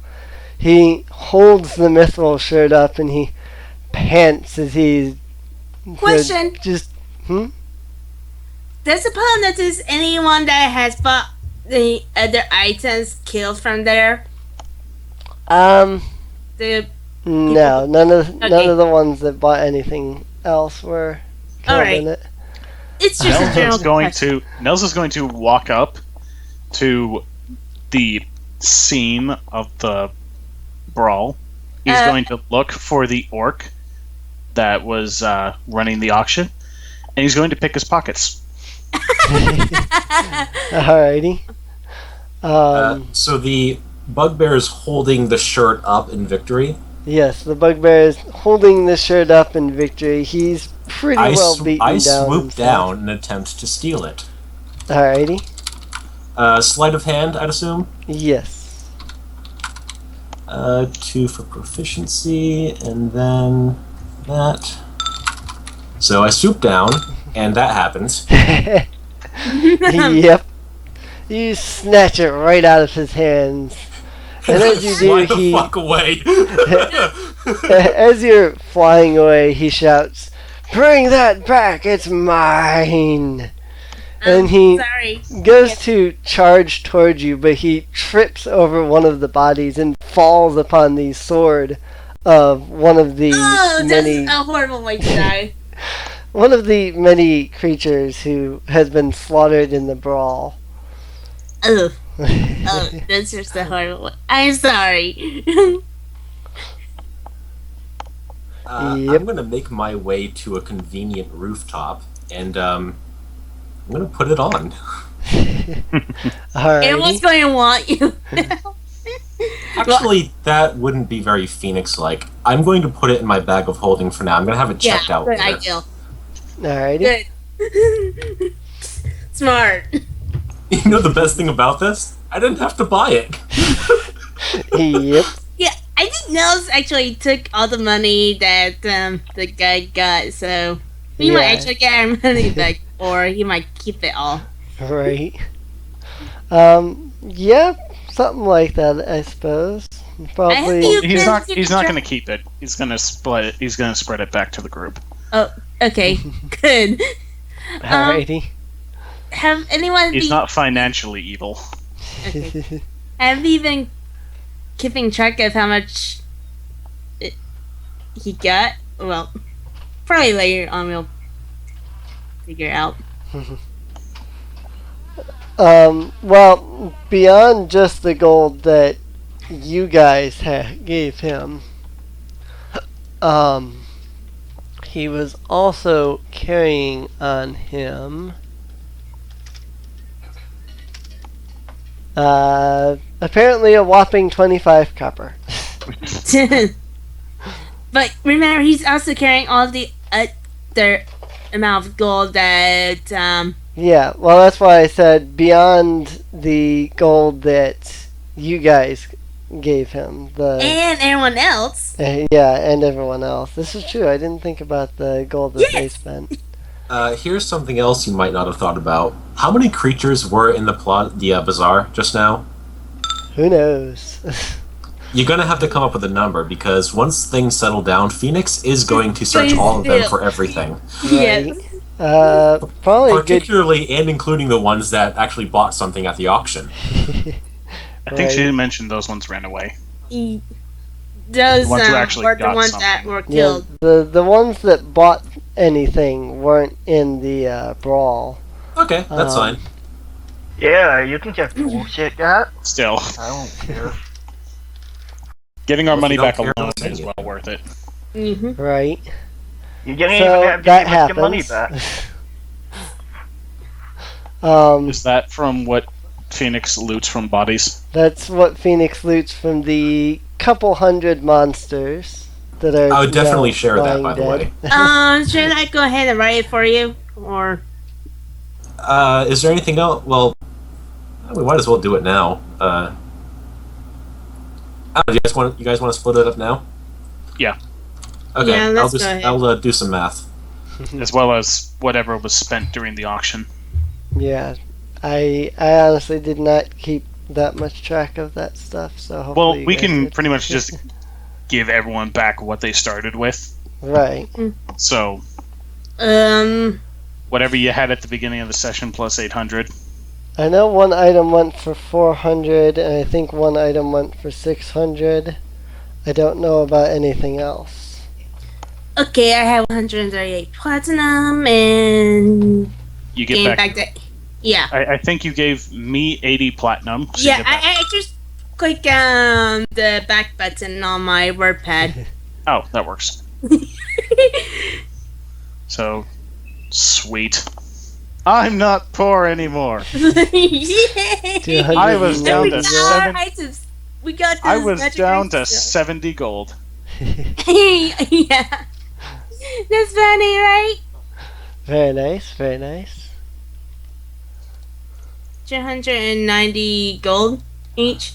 I'm just gonna plus extra. I'm just gonna take 290 because I don't feel like doing more math. Yeah, same here. Right. I don't even factor anything under gold. It doesn't seem like it's worth But the yeah, effort. what is the extra gold that Nils got from the other? Hmm? Nils Whatever got people extra spend. gold. From the auctioneer? Yeah. Yeah. That was the 25 copper that I rolled. No, I mean what No. the other people had spent, not just what we recovered. Oh, that I don't remember. I wasn't keeping track. I only remember 2 items Oh. which were 400 and 600. I think that was it. Yeah. But- So you can say the group got extra 1,000. Oh, gold. sorry. 400. The 600 that I was thinking of was the rapier that. Oh yeah. Oh wait, no. Bobbo Okay, so guy. that money goes back to Bobbo. The 400. Let's see. It was the sword and 400 the for the loud armor. sword. The stone sword and the Yeah, it was Yeah. a stone longsword, the scale with the dark aura, and then a mithril scale. Yeah, the mithril scale went for 14. The the scale mail went for 400. But I don't remember how much the earth longsword went for. It was like 400. So No one wanted it, so it went after like the first or second bid. something Yeah, like that. I remember it think. being 400. So it's. I guess that would actually be plus 400. So about 2,200 more. We might as well split that one up too right now. Yep. Which would Go be ahead, Mark or Emily or 550. 550. Good. Thank you. thank you. And we didn't really have to do anything. And we got Alrighty. extra gold. As you all kind of collect yourselves together and everything, the red mage steps up towards you. I would recommend moving over to the battle area thing there and setting yourselves up however you please. Okay, hang on a second.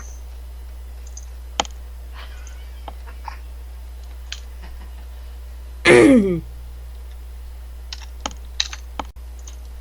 going to move you guys to about here. It's very important that you're on that side. Sorcerer Mon! Stay away from Debbie Yvonne.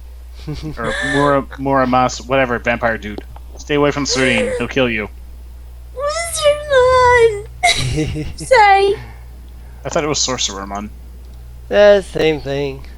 Yeah, it Sorc- depends which version. Sorcerer Mon is the white one. Ah, Oh yeah, that's right. Sorcerermon is the white one. I was remember thinking because Sorcerermon Digimon might have been Frontier. Yeah, I was thinking Sorcerermon might have been the Japanese.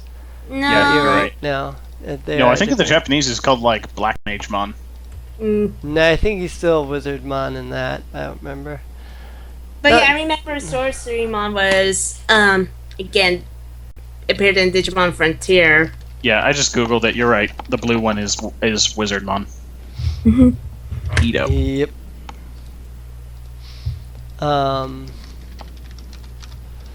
So yeah, the red mage or whatever he is, I suppose. As you're all recollecting yourselves and everything, he walks up towards you and he says, "You have something that I desire. I would kindly ask you to give it to me." And Paula's gonna say it's a spell on the shirt that's controlling you. He chuckles and he says, "Oh, I beat that enchantment really simply. It's not just the shirt that I'm looking for. You see, that battle axe and longbow that you're carrying, I want those as well." Apollo's eyes narrowed. We're not handing them over to you. Well, that's up to you, I suppose. If you will not cooperate, then I suppose I'll just have to deal with you. By this, Apollo takes out his longsword +1. Alrighty. Nels will draw his weapons. I'll start singing a song. And roll initiative. Suddenly, from behind you, a massive ogre begins walking towards you. Not you two, but Roll initiative if you haven't already, guessed. I would say Oh, let's really? not get in between them. Well, he's a mage, so probably AoE. So. Really? Really? But we should probably...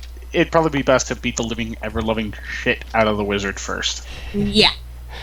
Yeah, probably. This battle may not go very well because Phoenix and Nels have higher initiative than the mage. Sup, Well, bro? we'll see what happens. I've been known to roll low. Alrighty. Let's get this combat underway. Phoenix. Oh yeah. Totally gonna go over here Smart move. Right. and gonna start beating down on him. Let's see here. I don't have anything fun, so it's just that. I think that actually might be a miss. On a mage, impressive. No, actually, that is actually a hit. Not impressive. Yeah, I was gonna say, Erevan at level 5 still only has 10 AC. Alright. Alright. So that was my main. This is going to be my flurry. That's definitely a hit. Alright. This will be my offhand. Alright. By the way, Phoenix, make sure you steal his gold too. He has a lot. And I'm going to spend a key point to attack again. Alrighty. That's a He nice is- bookmark. Just barely alive. Good, Nels can finish him. I will resolve. Alrighty. Alright, let's try to get rid of him before he actually gets to do anything to absolutely wreck us. Yep. Nels is going to move up here into advantage, and he's going to swing with his longsword. I'll take the That's a hit. 21.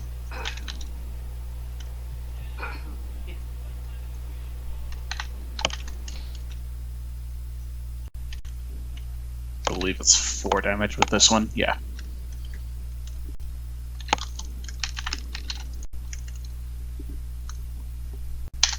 Six slash damage, Nice.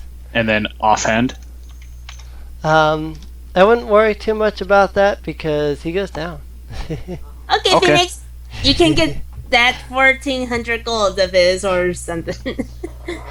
Okay, hang on a second. I started here, so 20.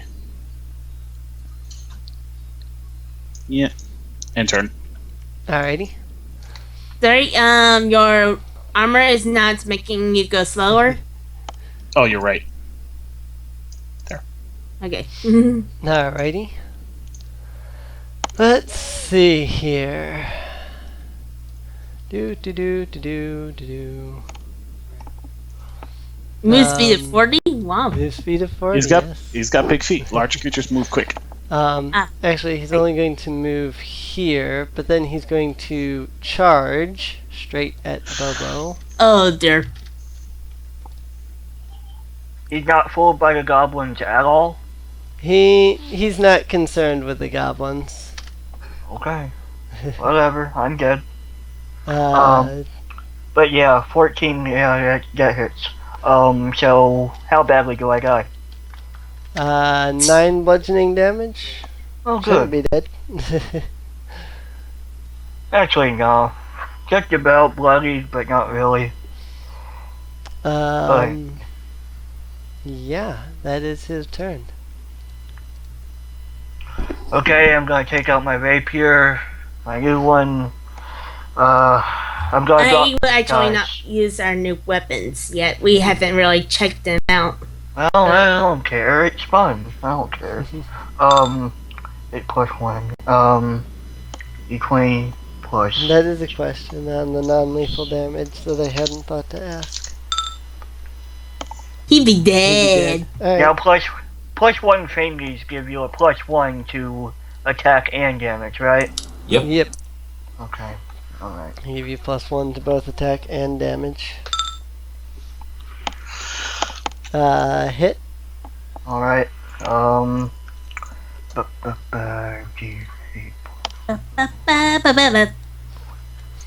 Ba-ba-da-ba.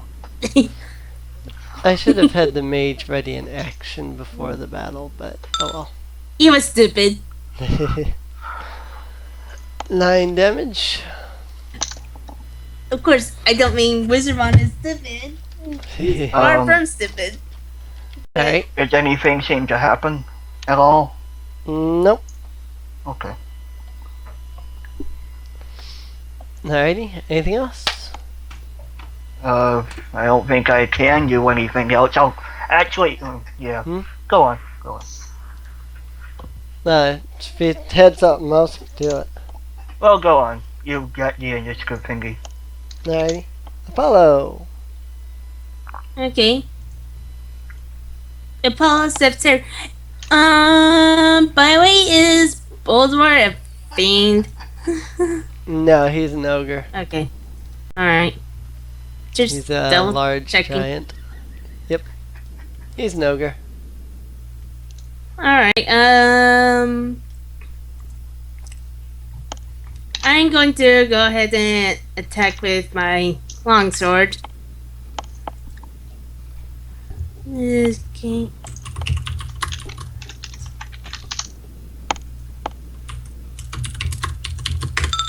Oops. Oops. There you go. That's a hit. Yay.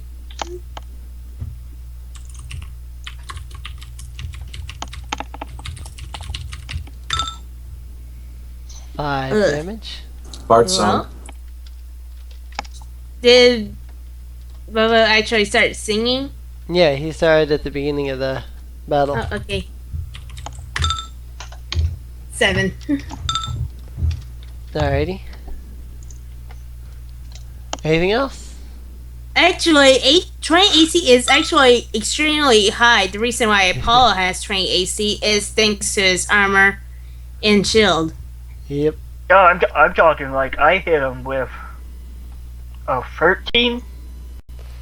Well, Like, it's a mage and an ogre. The ogre has high AC, but because he's big, he also suffers a penalty to his AC.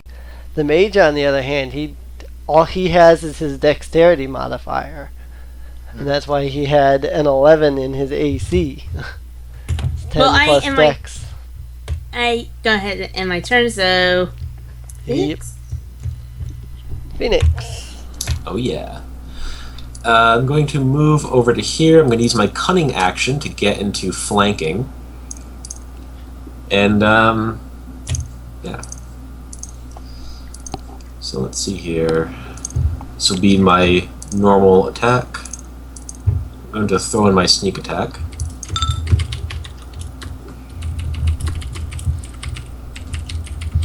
Alrighty.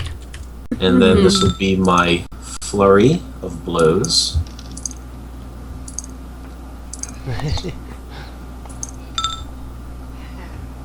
And he goes down with a large thud. does he fall on top of Apollo? He could fall Or- on Apollo. That would or on the hurt. goblins?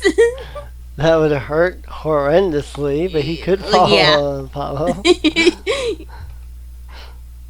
Well, that's a good question, but anyways. After that, Phoenix is gonna flutter on over to the fallen mage and take a look at him. Alrighty. Specifically what he has. Let me apparently closed his sheet, so I can't even give you experience, so I reopen it.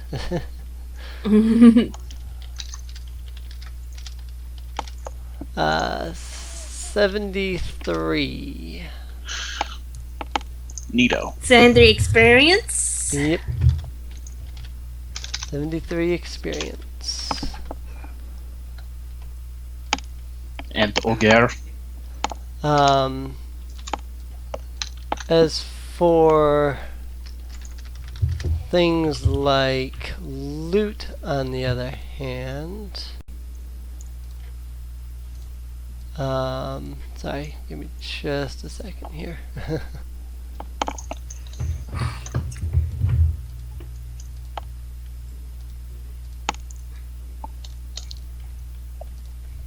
Uh, 73. Epic staring contest! Alright.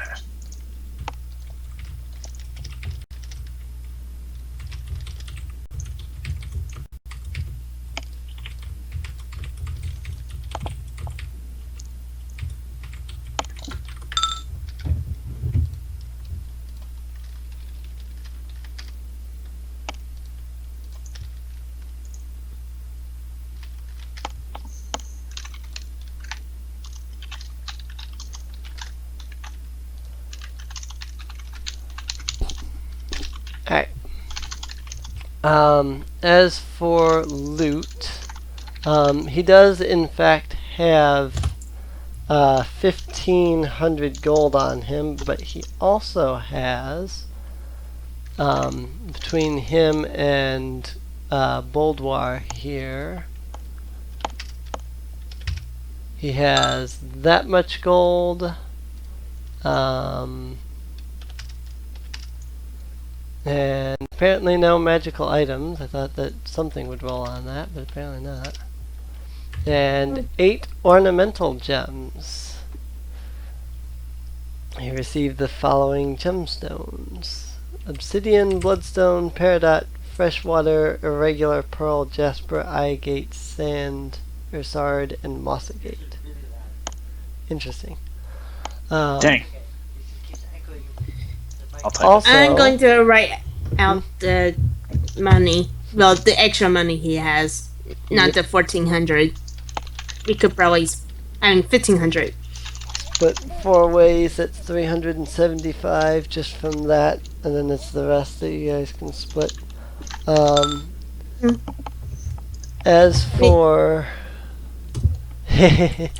as for what each one is carrying, Boldoir is carrying a great club and some hide armor. Meanwhile, Garwin is carrying a quarterstaff, his robes, and a spellbook, which contains Ray of Frost, Shocking Grasp, Magic Missile, Burning Hands, and Darkness.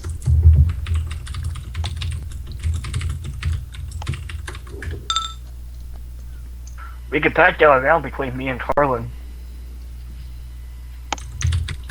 Well, it sounded like those were all mage spells. Yeah, those are all Yeah. mage spells. So you might be able to learn them, but later on. So you'd have to look through your spell page. Yeah. They're all evocation spells. That much I can tell you. He's an evocation mage. I think you need to have at least 1 level in mage in order to have a spell book and put spells into it, but I know Carlyn has that, so. Well, the weird thing Well, is they're Nels and Apollo cantrips. both have Nels and Apollo both have spell books. We get them at level Why? 2. No, you get spell casting at level 2. You don't get spell books. Yeah. Is it? Oh, No, okay. Yeah, your spells double come check directly it. from your god. A mage gets his spells from a spell book. And, study. Hey, Jeff, wanna guess what Apollo's god is? The god of justice? Well, there's like in D&D, apparently there is a god named Apollo, so Okay. So he was named after his god? I guess so, yeah. Or it could be just the god himself that has reduced down to level 1 again. But anyway. Well, yeah, I'm mostly going to go with named after his god. His god should be proud. Right? Alrighty. Yep, you're right. I thought they had a spellbook. Oh well. Mhm. Oh, I was looking at Druid, that's why. Oops. I think. They might have a spellbook. Now I don't remember. You may have just been looking at mage, or you may have been looking at spell casting and then thinking spell book. That could be it. Yeah. I cast Flare. Fear Canadian lumber, fool. Yes, Garwin's spellbook contains all the mage evocation spells of first and second level.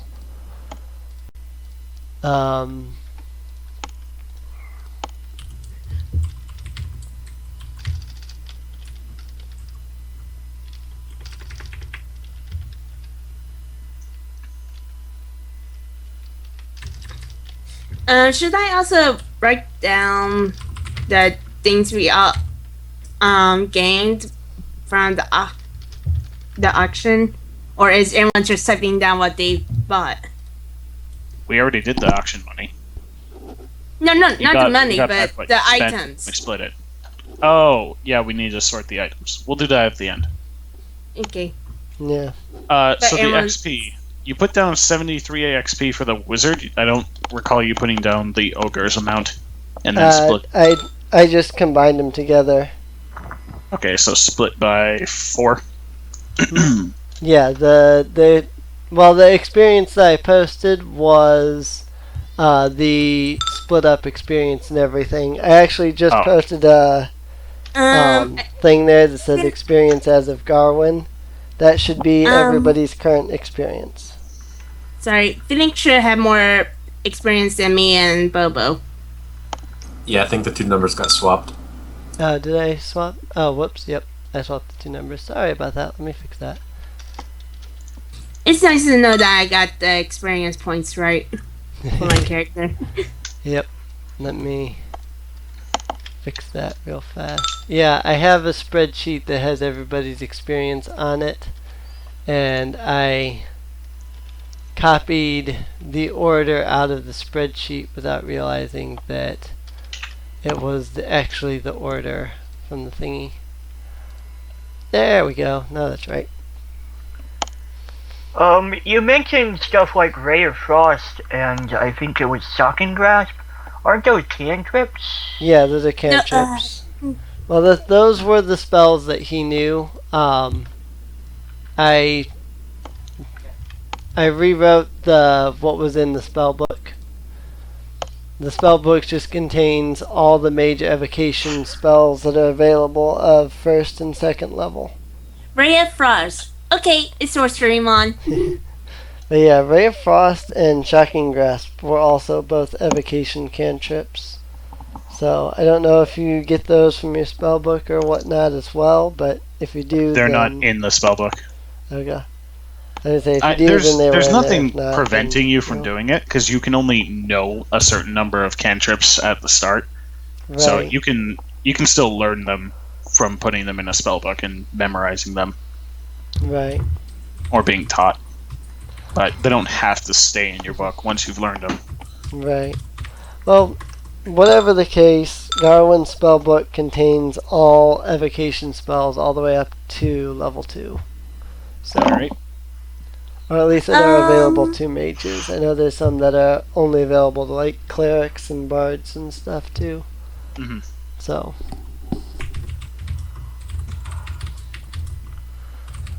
Alrighty. So you guys just took down Garwin and Boldoir.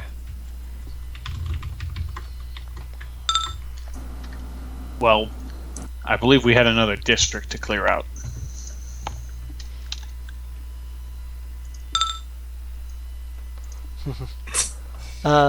Yes. There is still things that you can do here to help clear the area if you want. It should be noted at this point your disguises are broken because you ended up fighting there. So you're no longer disguised. Again, there are other things you can do here if you want to, or if you just want to head straight on. You can head to the south, which is the textile district, which is what Porphyrius Cadorna was asking you guys to do. Hang on, let me write down the name of this. Which was the member of the council that seemed sketchy and shady and untrustworthy? Porphyrius Cadorna. I'll type his name out. Porphyrius Cadorna.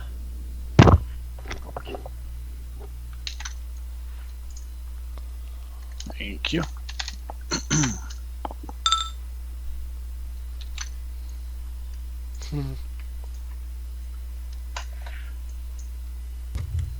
Well, if that's the case, Apollo is going to check the mage to see if he has any sort of notes or letters on him. I have no idea. The mage does not have any sort of notes or anything from the boss. However, he is carrying something on him. As soon as I can refine my handouts. Sorry, I had to find this one specific handout, and I forgot to write it down, so I've got to figure out which handout it was. I understand the ending now. Yep. You have to start through all the things you've written. Yep. If you guys look down at your handout section there, you'll see that I just added a second map piece that says clean map drawn with exact lines. He was carrying this map piece on him, that bottom one.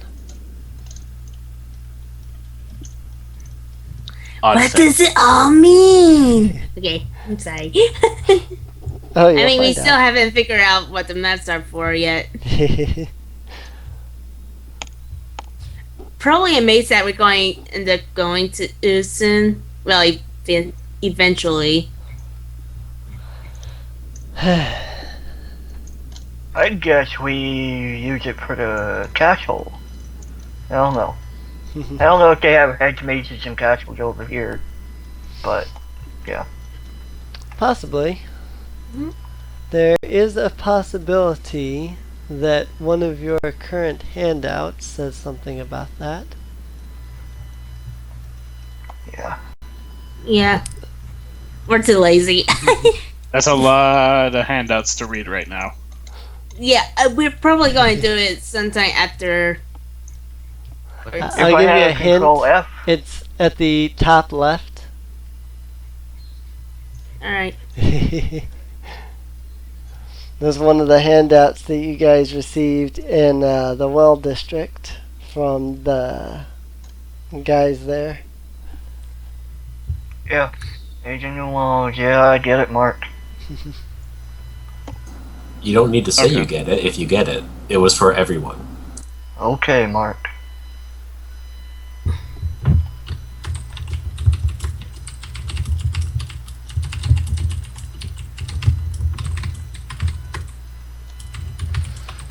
Alrighty then. So, what are you going to do now?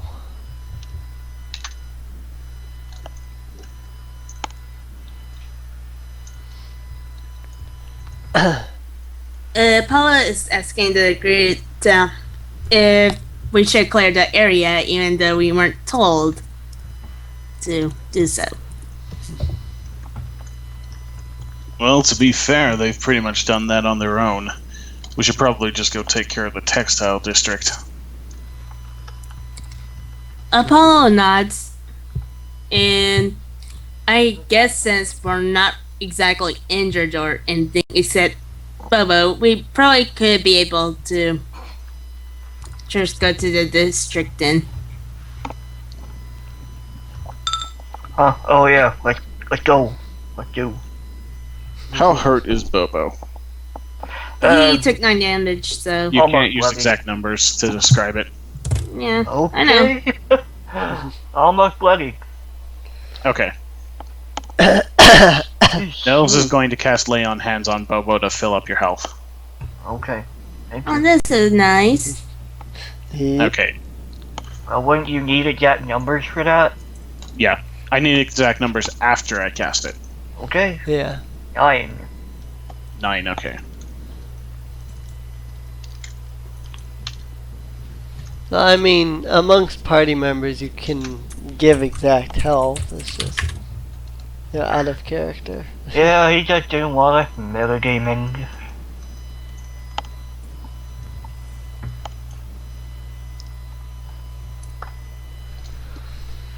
Oops. Alright, so I guess we head off. Alrighty. Apparently, I forgot to increase the amount I can heal with Lay on Hands. I think you should have 10. No, 15. It's 5 per level. Yeah, I'm level 3. You're level 2 paladin, level 3, level 1 fighter. Oh, right. Never mind. I only saw level 2. I forgot. So You're I not was like right us, purebred paladins. Swooshy hair, swooshy hair. Sorry, I kind of forgot for a second. It's fine. Alright, I've been so. playing as Gentlepet and Kenai. Yes, I forget. Sorry. In any case, Sorry about that. it's right.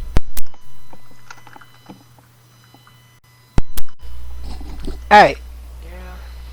So, moving on. Mm-hmm. Mm-hmm. Alrighty. Well, like I said, you guys control the party marker, so. Right. Which it's usually me who's controlling it. But anyways, I guess we would be going over here. Let me see. Alright. We're going to go ahead and do the textiles place since we are alright and didn't spend any hit die and we can't carry this stuff too since most of us got the Bags Bag of Nels holding. is going to give someone else the armor to carry, though. yeah Put it in a bag of Apollo is- holding. Apollo is going to take and put his bag of holding Cool. for you. I don't have a bag of holding. Yeah. Maybe when we're in the textile district. Maybe Are I you can guys buy one. gonna take a short rest so the orbs recharge? No. Honestly, Apollo is just tired of being a hobgoblin.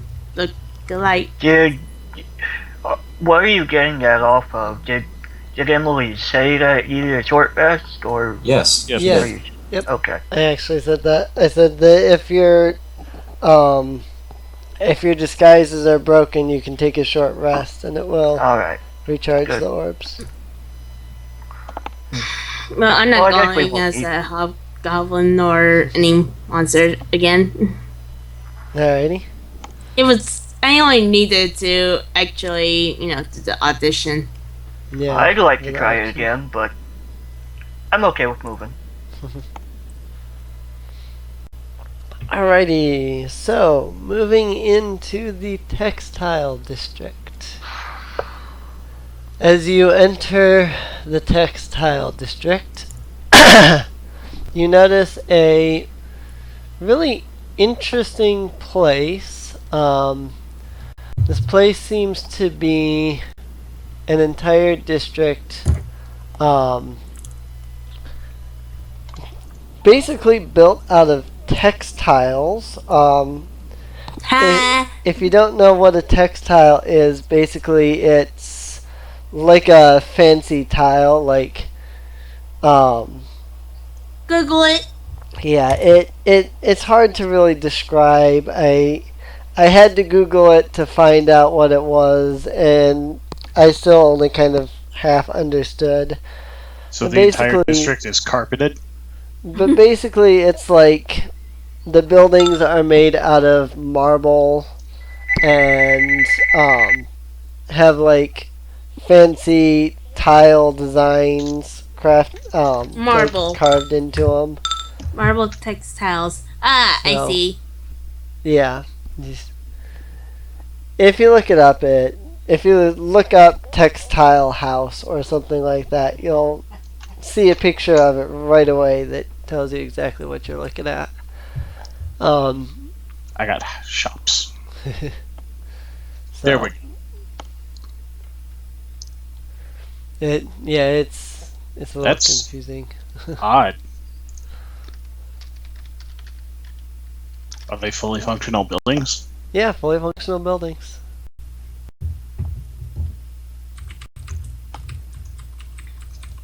Do they shrink in the summer?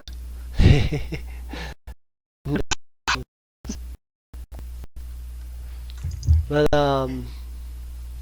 this image here was the image that I found. So that's what I kind of based everything off of. is that. Yeah, basically patterns as your building. Oh, they're just put on top of the marble? Yeah, Yep. they're just Okay. carved into the marble and whatnot.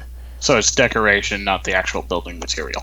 Right. Okay. The building's made out of marble, and then from there they carve fancy tile-like designs on it and stuff. So pretty interesting. You know how much work that is? That takes hours just to do one side. Yeah. And this entire district is like that. So it's quite fancy. It actually astonishes you, or so I imagine. I mean, I don't have My, say I on thought your it- character, but I going to say this reference. My, what fine architecture. I think I'm going to look at it some more. right. There's actually a reason for him to say that now. Right.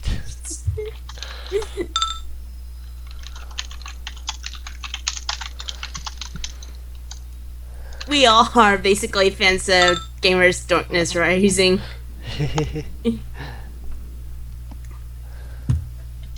Alright, so you guys are now in the textile district. Where would you like to go at this point? What do we see exactly? I mean, obviously pretty buildings. Do we see anything living here? Doing stuff? You glance the occasional monster moving between the buildings. For the most part, a lot of the buildings are in ruin as well. Somebody make me a perception check. Okay. But I'm going to still do a perception check. Right. Pretty colors. No, you don't really notice anything. Phoenix and Apollo, both of you happen to notice a pattern in the majority of the monsters here. You see a lot of different monsters, but it seems like the majority of the groups of monsters seem to have gnolls with them. Wait, Knowles? Gnolls. Which is, sorry, Knoll. They're- The best way to describe them is like a bipedal hyena. They're sort of doggish. That kind of thing. Ah, okay. Yep. Gotcha. It's interestingly enough, it's a goblinoid creature. So It's their pets. but they are gnolls. They seem to be quite a lot of them, too. Are these monsters like peaceful like Kuda as well, or? You can't really tell from what little you've seen, but they are, unlike the Kudos Well ones, they're all carrying like weapons and armor and shields and stuff. Okay. Don't they notice us? They have not yet noticed you. I forget what exactly are we here for. To clear it out. Yep. Oh. Have we been told how much we will get for clearing up the area? Let me recheck. I believe so. Yes. Cadorna said that 20 you would. Yeah, each of you would get 20 of his most precious gems. Okay. Yeah. I just Hugger. Sorry. yeah, sorry. You want to do it, Phoenix?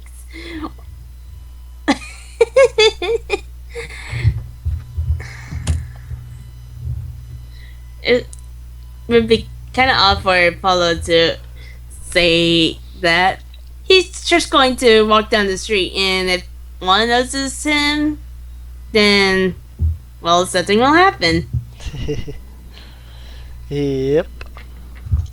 If one notices him, something certainly will happen. I'll send my page after him. But yeah, fine. Then they're like probably around here. Alrighty. The Knolls have their weapons out, right? The Knolls have their weapons out, yes. Alright, Phoenix is gonna stay a little bit behind everyone else with her short bow out and ready. Alrighty. You make your way south a little ways before you see a group of lizard men and gnolls making their way towards you. I am moving everybody's tokens on this big battle scene. We be Apollo and Nels will be in front, so Yeah. Well, I mean, place okay. your tokens how you want to place your tokens. That's up to you. I'm just mostly was moving them into the proper spot to make it easier. Oh, good. Front will be down, right? Yeah, Oh, front they're is cute down. hyenas. Front is down, right? Yes, front is down. Okay, just making sure. Because you guys are walking to the south, so. Wait, they have boobies. Female. Yes. Oh wow. Male and female gnolls. With boobies. Well, she could have 6. That'd be more genetically accurate. Whoops.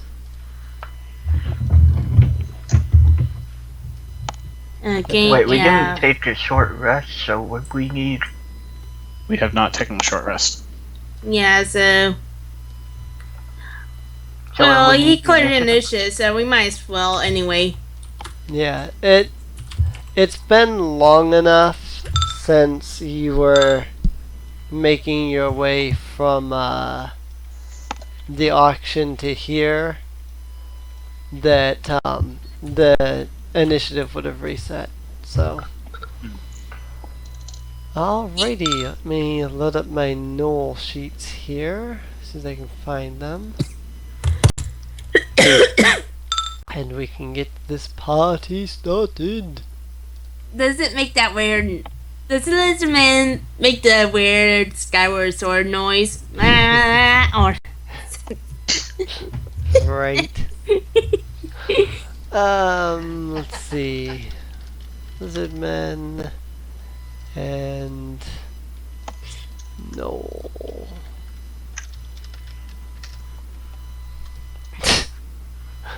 High initiative, low roll. Way to go. Nels initiative. Hang on. Nice. Crit! There's your crit for you. That does not bode well when your crit is on your initiative. Yeah. Yeah.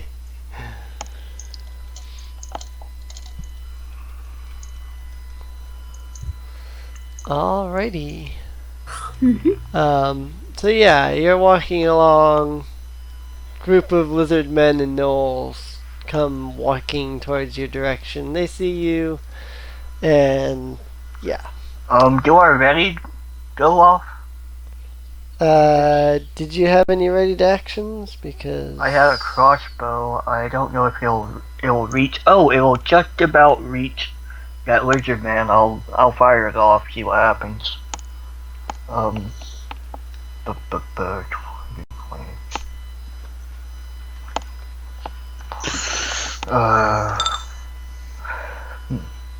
Oh, I can do it again. Does 11 hit?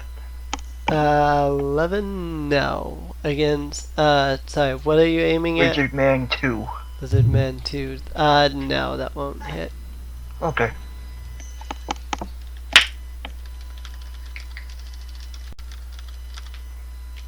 Alright. Nels is going to step up to here with both of his weapons drawn. And is there a total defense option in 5th edition? I think there is. Give me a minute to look it up. Okay. It would be in the how to play if it is. Yeah.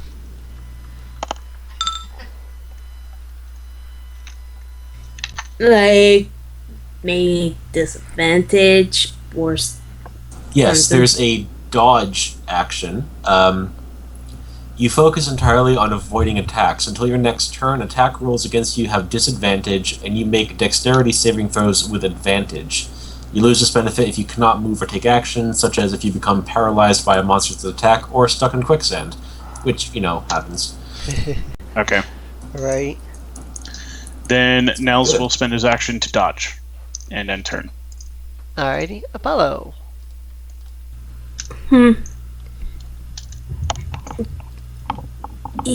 Apollo doesn't want to get too far ahead, so he goes over here. Alrighty.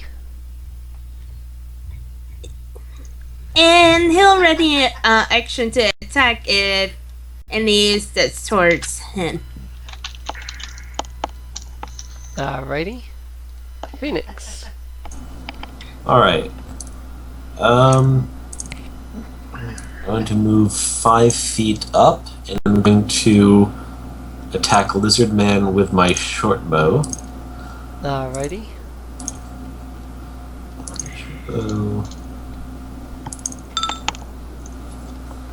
Lizard Man, I think that's a hit.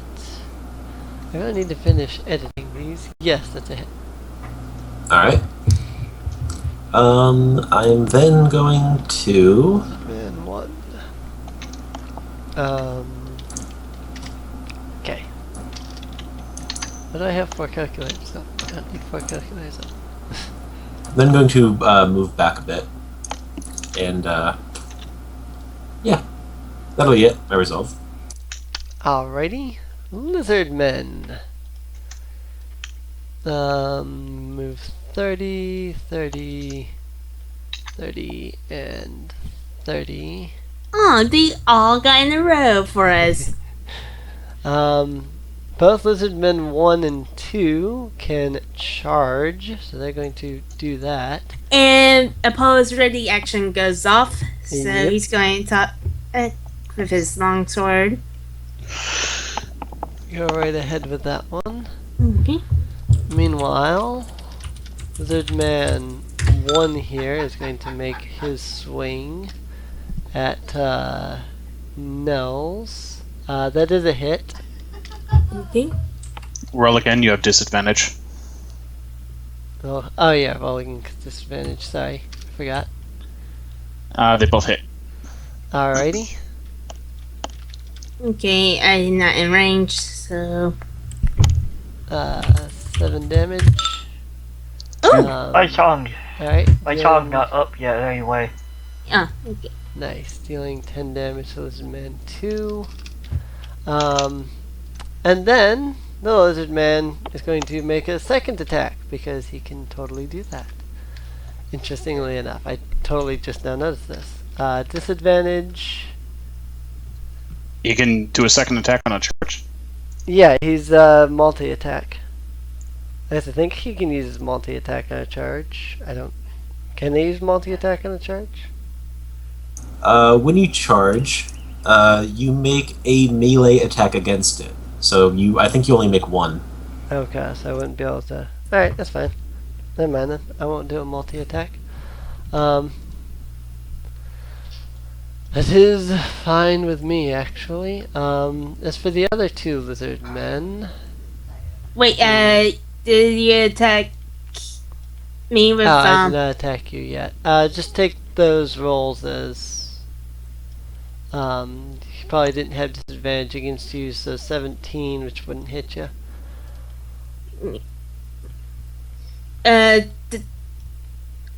Oh, yeah, right, the 17 would be first one. Yeah, the and yeah, 17 I'll would be. miss. So, from there... This guy is going to do this guy's going to do that, and that is that. Bobbo! Oh, we're in a formation! The two paladins and the lizards.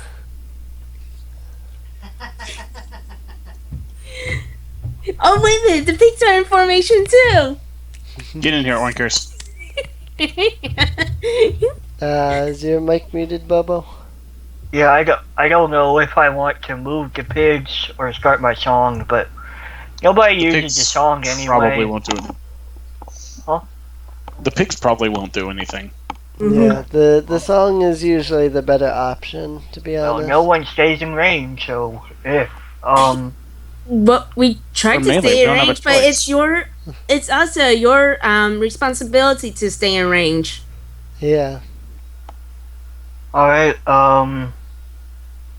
how far? Sometimes we can't help it if we had to move or not. Alright, There you go. alright, I'll start my song off from here. Alrighty. In my turn. Knowles. Let's see. What are they going to do? They could do that. Or they could do... Oh, that. wonderful! Yeah. I think they'll do that. Knoll Male 1 is going to draw his longbow, and he's going to aim for one of the pigs, which of course it doesn't really matter whether he hits or not. Well, would it go through and hit me?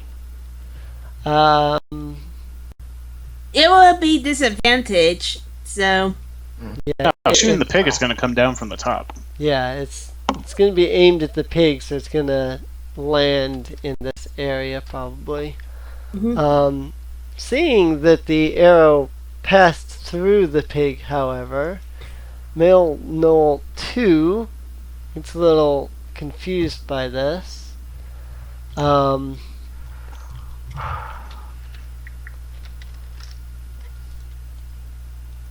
He's going to decide to fire his longbow straight at Nels.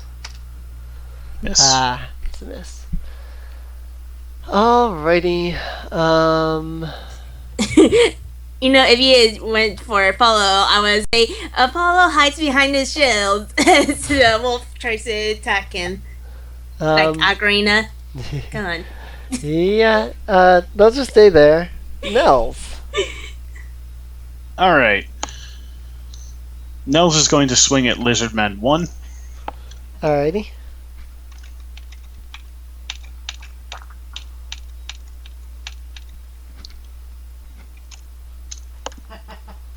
on a second. Let me take off the second swing.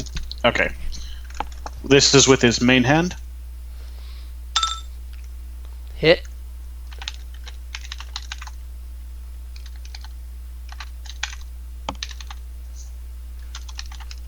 Whoops, I forgot to mark these two as bloodied.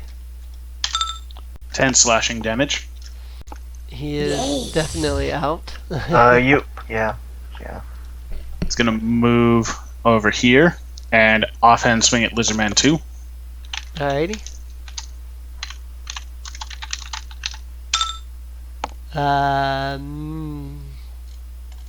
Hit.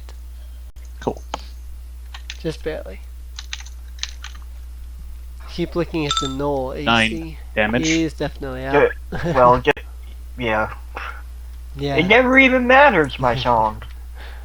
Actually, that was your offhand. You wouldn't have added your modifier. You would have added the 1d4 from the Bard song. I most certainly do get my modifier. I have 2-weapon fighting. Oh, right. You took that. Smart move. Yep. Very nice. That makes dual wielding way better than using a two-hander for me right now. Right. It was at the cost of some armor, though, but that's why I bought armor. Actually, it's possible for two wielder to do extra damage as if it was dual wielding. I could just smite on both swings. True. But yeah, then I'm gonna move 1, 2, back, and oh wait, actually, that's too many. I can move back here, I think. 15, 20. Yeah, that's good enough. I'll end my turn. Alrighty. Apollo. Paul's going to step over to Lizardman 4 and attack him. Alrighty.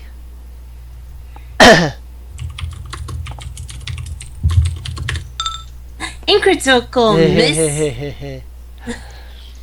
Hey, it's bound to happen sometime anyway. Yep.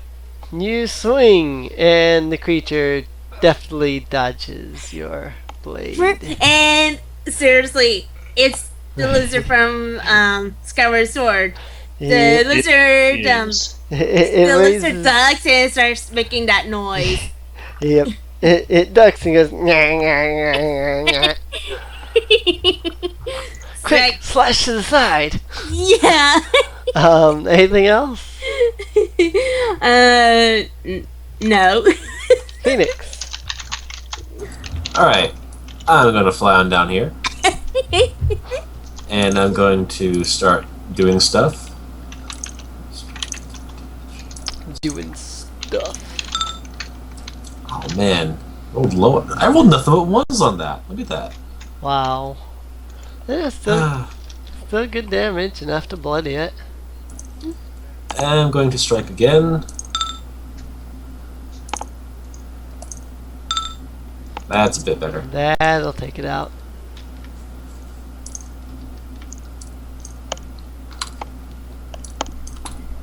Thank you. The noise they were making was annoying. I'm then going to continue moving. I'm going to have to use my cunning action in order to get over to here. And I will offhand that lizard dude. While it was distracted by Apollo, Phoenix swooped in and kicked it in the back. Ain't getting a lizard tail from it. That is a miss. Alright. I don't want to spend my last key point yet, so that'll be it. I'm done.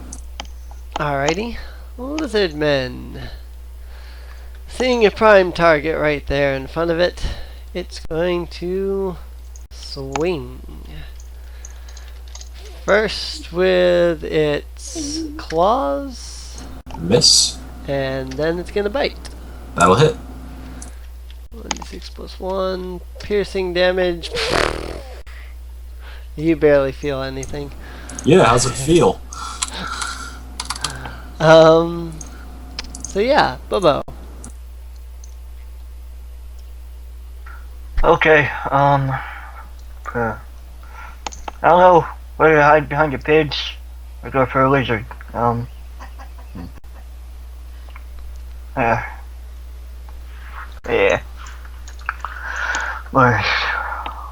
What the thing?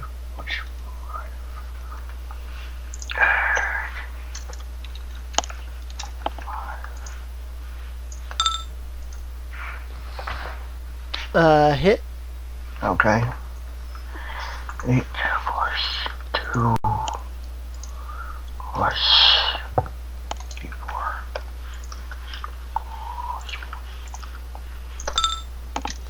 And it is down in one shot. Nice. Okay. Quick stab in the back with a rapier. It goes down. Alright. Nothing happens, I guess. Other than that. Nope. Nothing Okay. happens other than that.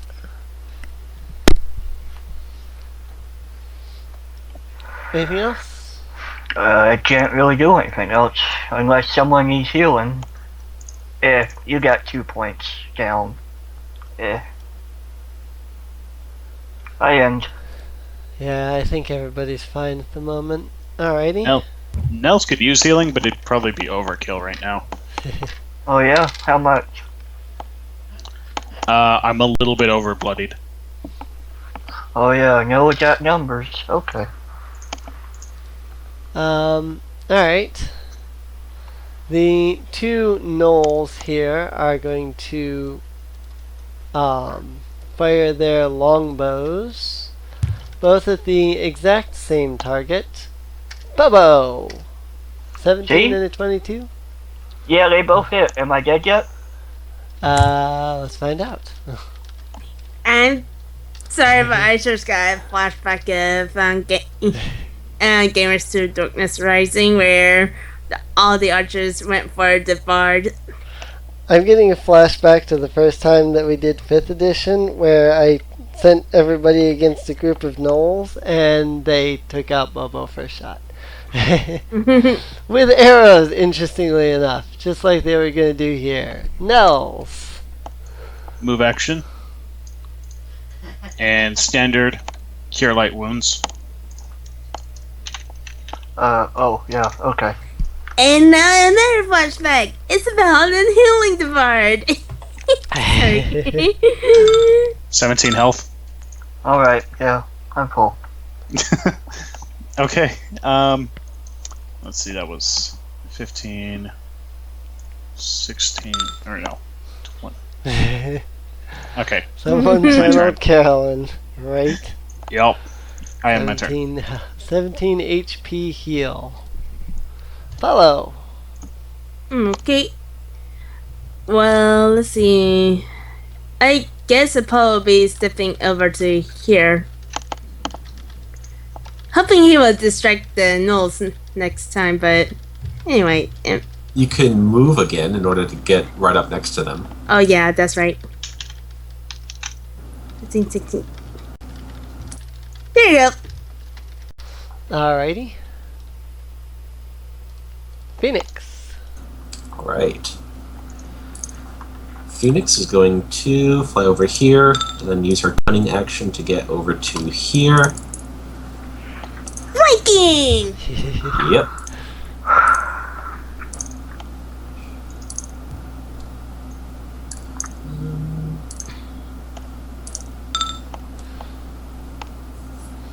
Alrighty. That is a hit. Damage is sucking today. Yeah. Oh well. Not doing that Well, you were great. doing good with the wizard. Yeah. Let's see, this Maybe will that be my wizard cursed you or something. Yeah. This will be my flurry. Alrighty. That's great. Nice. That's gonna deal some damage. You crit. That's a crit. Yep. Non-lethal damage? There's one left, lethal. Alrighty. He drops like a fly. Alright. Oh, Let's see. I think I have... No. Oh, I don't have enough to get into flanking, but I do have enough to get over here and do an unarmed strike against that last one. Alrighty. Nope. Oh well. Nope. That'll be it. I'm done. There are no lizard men left. Bobbo. Alright.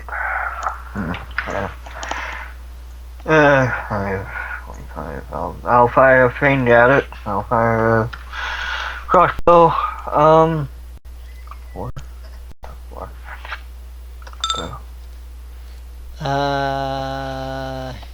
Miss. I'm done. Knoll. The knoll is going to put its longbow away, and it's going to draw out both its battle axe and its shield. I believe that gives it another 1 AC over what it had with a longbow. Yeah, I think 1 or 2, depending on what kind of shield. Yeah, Yeah, buckler or shield. Mm-hmm. Oh. It's a shield, so that's a +2 then. 2, yeah. In that case, actually, then Alex would have hit with that. Oh, okay. Because I thought it was just a +1. It's actually a +2. Its AC is actually 2 lower than normal. 9, that's a... is 9 damage. And it is bloodied. And now it will take its turn, swinging with its great axe at... let's do... Let's see. Come at me, bro! Apollo, never mind. Well, I was going to use protection, but... It wouldn't have mattered. Well, yeah, against you it would have mattered. Yeah, it swings and the great axe goes flying out of its hand. Nels. Alright. He's gonna move to here, which... Okay. Switch weapons. He's now using a spear in one hand and a light hammer in the other. Main hand, throw spear. Alrighty. At long range. Non-magical. Disadvantage. Let's see what happens. Let me just double check to make sure this is right. Yeah, okay.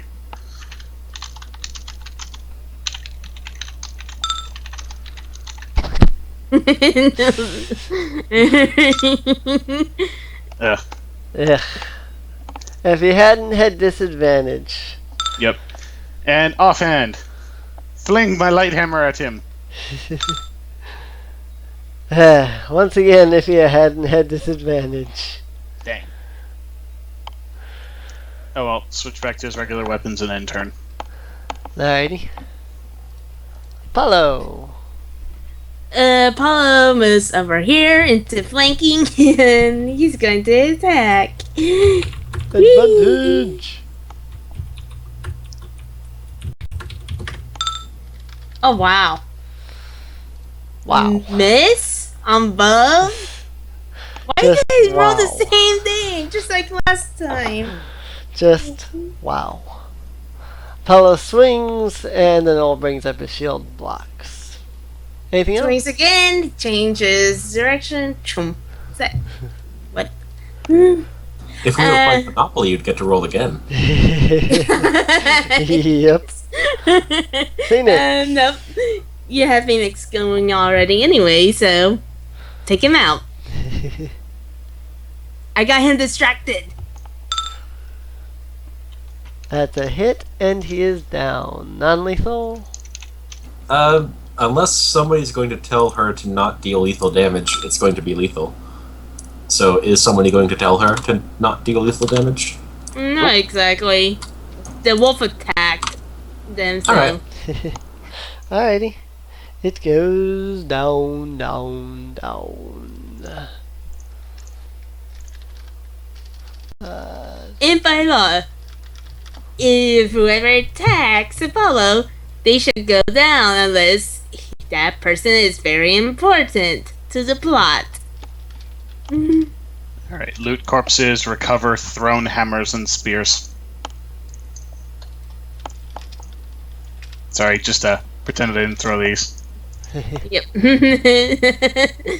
50 experience for Yay. everyone on that one.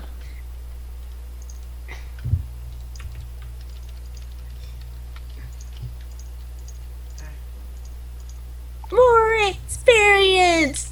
What? Nels is going to use the last of his lay on hands on himself.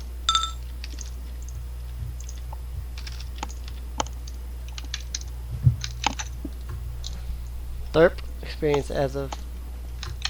I forget I have to change that too.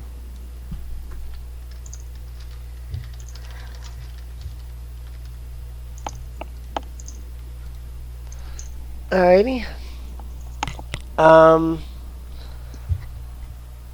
You don't see any coming. You notice one kind of walk on. It doesn't even notice you.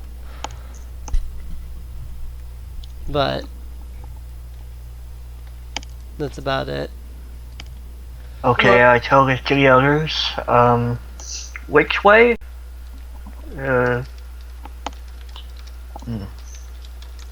Loot I'm the having trouble bodies. visualizing it, but Yeah, we Yeah. did loot the bodies before ending.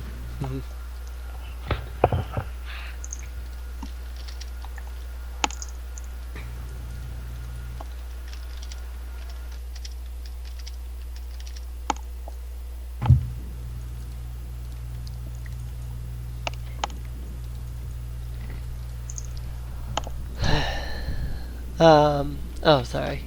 It's I got alright. distracted.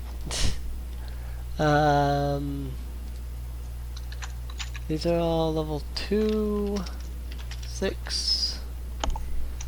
So you find that much.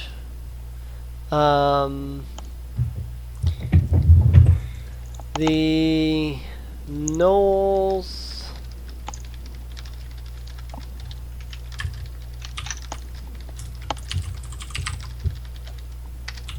have that on them. The lizard men aren't actually carrying anything.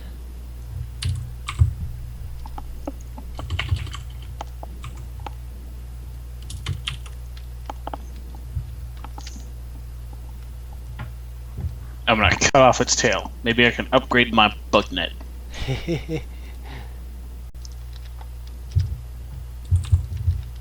Just hope my shield doesn't break, or I'm gonna be spending the next 3 days farming for frickin' spiderweb.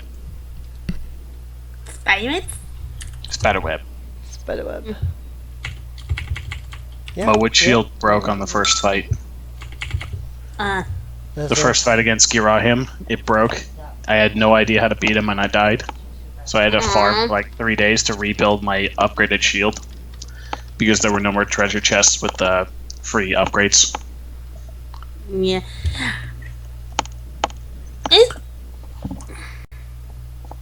It's actually not that hard to get the upgrades for the first shield upgrade. Oh, even with the badge thing that increases resource drops, I barely ever got resources I needed. Well, like for bats, I usually just go into the cave that is in the at Skyloft. Yeah. Also, once I got the that sacred shield, I never bothered with anything else. Yeah. Yeah. 2,750. Yeah, it's... Yep. It's at least another 1,000 experience away. Yep.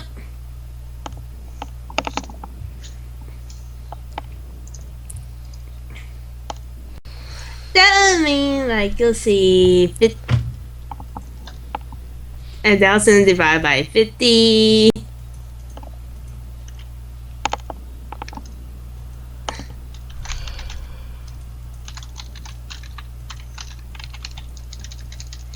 About 3 more battles. Alright, so back towards your map here. Where are you going to go from here? Oh, right. I guess we will go farther south. Further to the south? Alrighty. As you travel further south, who's in the front of the party? It'll be Apollo and Nels probably. Alrighty. Make me perception checks then, both of you. Yay, more perception! I see all the things! Pretty sky! A mosquito flew into his eyes. Oh, I hate when that happens. Apollo, as you near this building here, you see what you think is a human duck into the building. Apollo is going to stop, turn over to Nils and say, I think I saw a human in there. From that window. Nels is going to pick up a piece of tapestry that has been torn off a ruined building and say, "Hey, do you think this could be made into a bag of holding?" No, you need magic to make it. Oh, yes, but it looks nice. Well, If the magic maybe it's be applied possible to you it. would. I'm going to keep Probably this. had For Okay. But now, what did you see again? A human in the building. Really? Yes, Out here? in this Okay. building. Apollo Which points building? to the building. This one. Through the window. Alright, let's go check it out. Apollo turns over to Phoenix and Bobbo and says, "We're going to check this building. I spotted a human inside." Okay. Did the building look dark inside? Yes, the building looks dark inside. I'll send in some of my lights, and I'm going to, I guess, wait outside. And, yeah. I'll follow close behind the two tanks with my short bow at the ready. Well, if everyone's going in, I'll go in. Alrighty. And the pigs will lead for me. Apollo and Nels, as you open the door to the building, you suddenly feel yourselves grabbed by some kind of magical force and flung away from the building. Phoenix gets out of the way. Yeah, I guess I wasn't. I don't know how far behind I was. About 400 pounds of metal was just thrown at you. Okay. Do I die? If you're hit, It's maybe. You'd probably move out of the way, I'd imagine. Yeah. Yeah. Okay. As a free reaction, you step to the side as Apollo kneels way beside you on the ground. It's like, ow. Ew. Apollo looks over to the door while still on the ground, and a Arcana check while he's on the ground. Did the door actually get open? The door got opened. In Yeah. that case, I'm going to, without approaching it, I'm going to look inside. Alrighty. And yeah. Apollo, you, despite the fact that something clearly magical just happened, you can't sense anything magical. Phoenix, you look inside, and what you see in the shadows of the darkened room is a man standing in a man wearing a suit of leather armor. He seems to be staring towards the doorway. He has his Okay. hand held up. I would like to roll a insight check.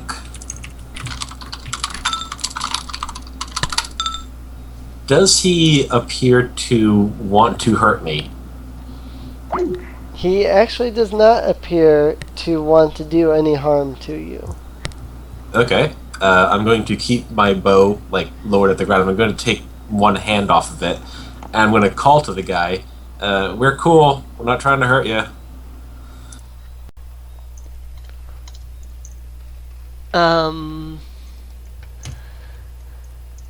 He calls out, "Who are you?"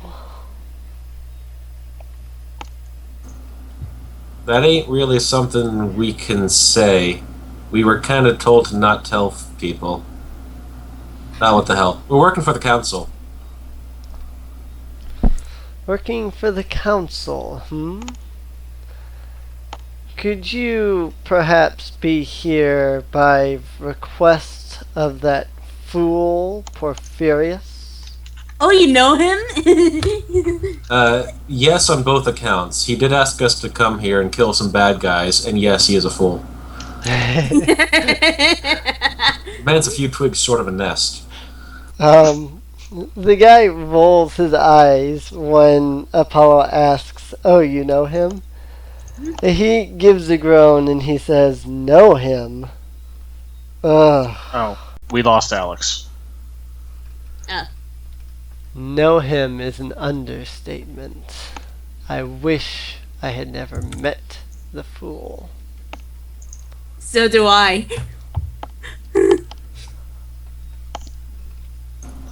Can we have a chat? I don't like standing out here with Knowles wandering around. We won't hurt you. He hello? rubs his chin for a moment and says, "You may enter under one condition. Before you can enter, you will be blindfolded."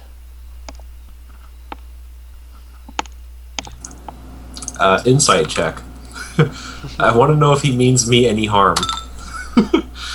He does not seem to mean you any harm. So what happened? Can we meet this guy? Apollo walks up to the door and he uses the bandage that is covering one eye to cover both of his eyes instead. There. Alrighty. Did we get past the tangles? Alex, because you got disconnected there, inside of the building is a guy in leather armor. He seems to know Cadorna because when you mentioned you were on mission from him, he groaned and called him a fool. He is willing to allow you into the building that you are currently standing in front of as long as you are blindfolded first.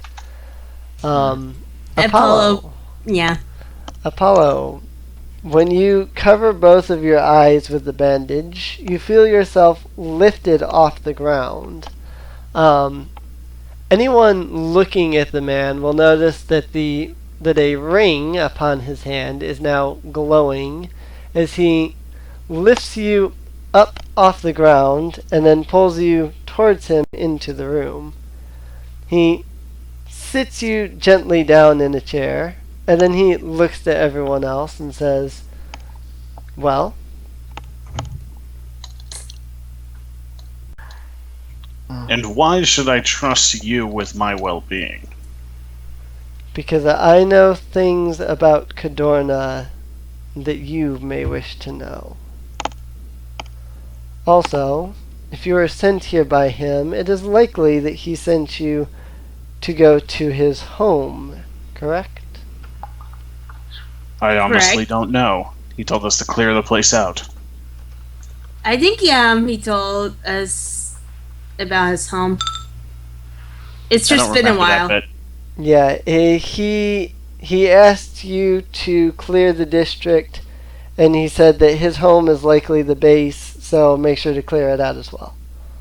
Yeah, he did mention about his home. So yeah, he did mention about his home. So Okay. For your insight check, he seems pretty trustworthy. Okay. I don't know if anything would serve as a blindfold. In my. Well, you can just use cloth. I mean, that could be anything. Nels will begrudgingly pull out the piece of tapestry he picked up and blindfold himself with it. Vestal will... It's a very pretty floral pattern. You look so pretty, Nels. Vestal will use his ring to float a couple bits of cloth over to the rest of the party that has not currently been blindfolded. We need one for each pig, too. It's kidding. Okay. I will put on the blindfold, and I will do the same as what Apollo did. Alrighty. I think the only one not blindfolded now is Phoenix. Yep. And she's not really cool with it, actually.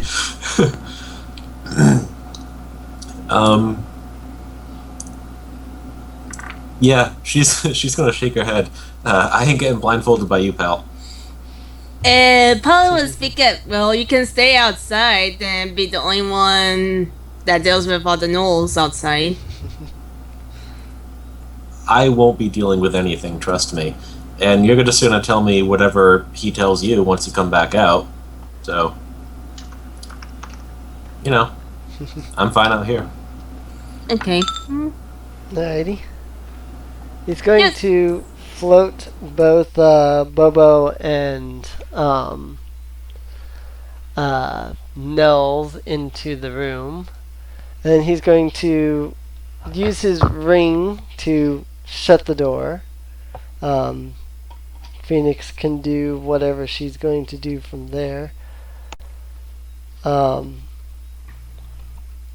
Restel, the man, looks at the group that's now blindfolded in front of him and says, "My name is Restal.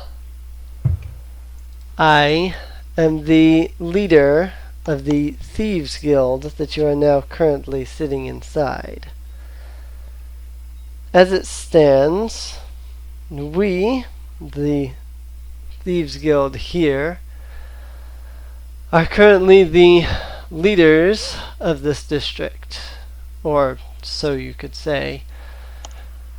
Rather, not so much that we lead the creatures here, more so that we take care of the creatures and make sure they don't overpopulate the area.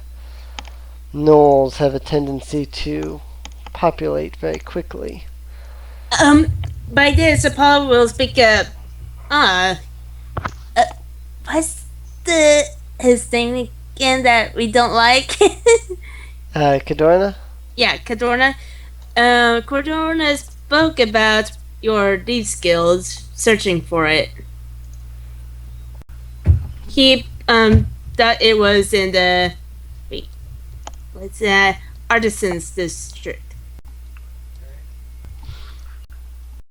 Yeah, I think it was artisans with that yellow. Yeah, it was the Artisans district had a Thieves Guild too. Yeah. Restel will nod and he'll say, "There was a Thieves Guild in the Artisans district. It was our partner guild, the Fire Knives. After the Dragon's Run attack, they fled. Last I heard, they were now all the way south in Tilverton." We never told him about where the location for it was. Vestal says, "It wouldn't have mattered even if you had told him. There's nothing left there worth anything. Now, to the matter at hand. You guys are seeking to infiltrate Cadorna's textile house, aren't you?" Apparently so. That's what he wants us to check out. Vestal nods and says, "There's a secret passageway here in the Thieves Guild that will lead you straight into the heart of the textile house. Of course, being blindfolded as you are, you won't be able to get there. Me and my thieves could lead you there for a modest fee, of course. Say 100 gold per person." I can't even though Phoenix didn't want to join us, I will not leave her alone. Else. Vestal nods and she says, "Understandable. Perhaps if she knew that I was leading you to Cadorna's textile house. However, perhaps another piece of information may be more suited to getting her to go along with us. You see, the truth of the matter, the reason why you have been sent here, is not to clear this district. It was to find you, wasn't it? No. No? It's to find Cadorna's servant, Skull Crusher. Skull Crusher? He's a half-orc. Cadorna sent him here a couple days ago. Skull Crusher was spouting about how he needed to find the Cadorna family treasure. If he has made it to the textile house, then chances are he's also found the treasure. Unfortunately, if he's made it to the textile house, chances are he's also stuck in the textile house. Is it a maze? Not so much a maze, more an attempt to enter from the front gate would be murderous. You would attract every gnoll within the compound. I see. There's quite a few of them. So, if we enter the back way, then we would then attract so many. Correct. If you entered the back way, you could catch them by surprise. Attack them individually before they can surmount into one massive force against you. Unfortunately, Skullcrusher did not take our secret passage, so likely he is trapped inside of the textile house, if he's even alive. I see.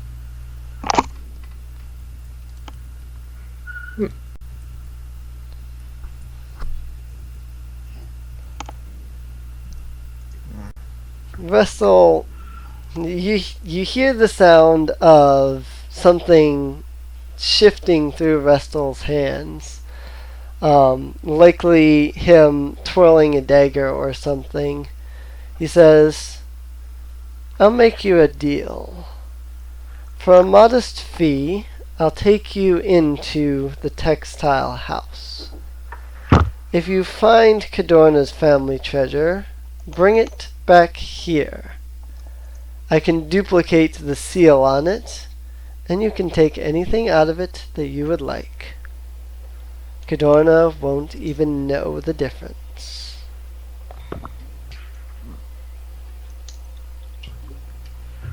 I don't very much steal from others, though Phoenix and well, in a way, can't exactly say that, but each just generally thinks stealing from someone who's alive, at least, is mostly wrong, in a way. Right. Oh, Paladin. Yeah. Kill them first, then it's morally acceptable. Yes, exactly. Well, what about, stealing from somebody who's not good? because, Good point. Cadorna isn't exactly a No- decent guy. Right. Yeah, he's right. We not already- exactly a good person. Right. I don't know. I wonder if I should mention the books because bringing up the books. I You don't know can if you there's- want. You can. That's a good. Well, I'm going to say to Apollo. Well, we technically stole from him already with those books he wanted from Rendor's library.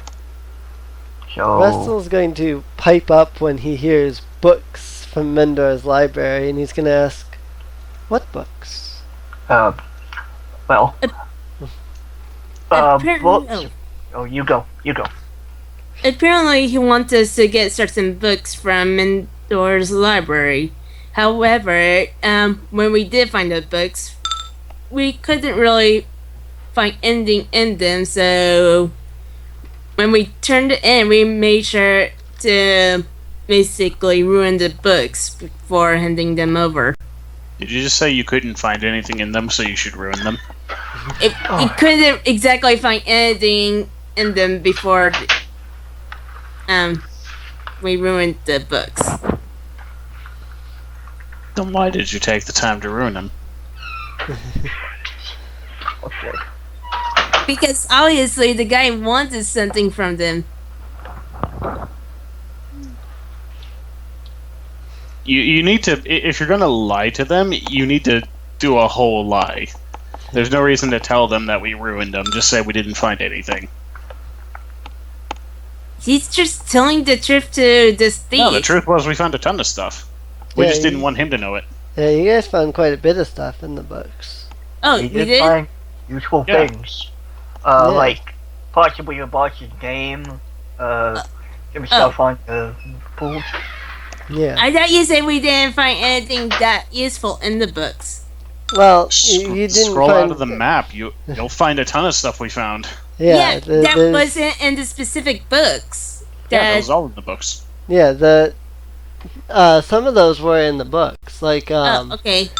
like Never the mind ones that actually say written in a book and whatnot. Those were all found in the books in Mendor's library. He's got 4 handouts from that? Something like that. We got a lot. Yeah. So But it was yeah, you got, most of it we found wasn't from those books, though. We actually saw books that wasn't in the list. no, everything that you found was on the list.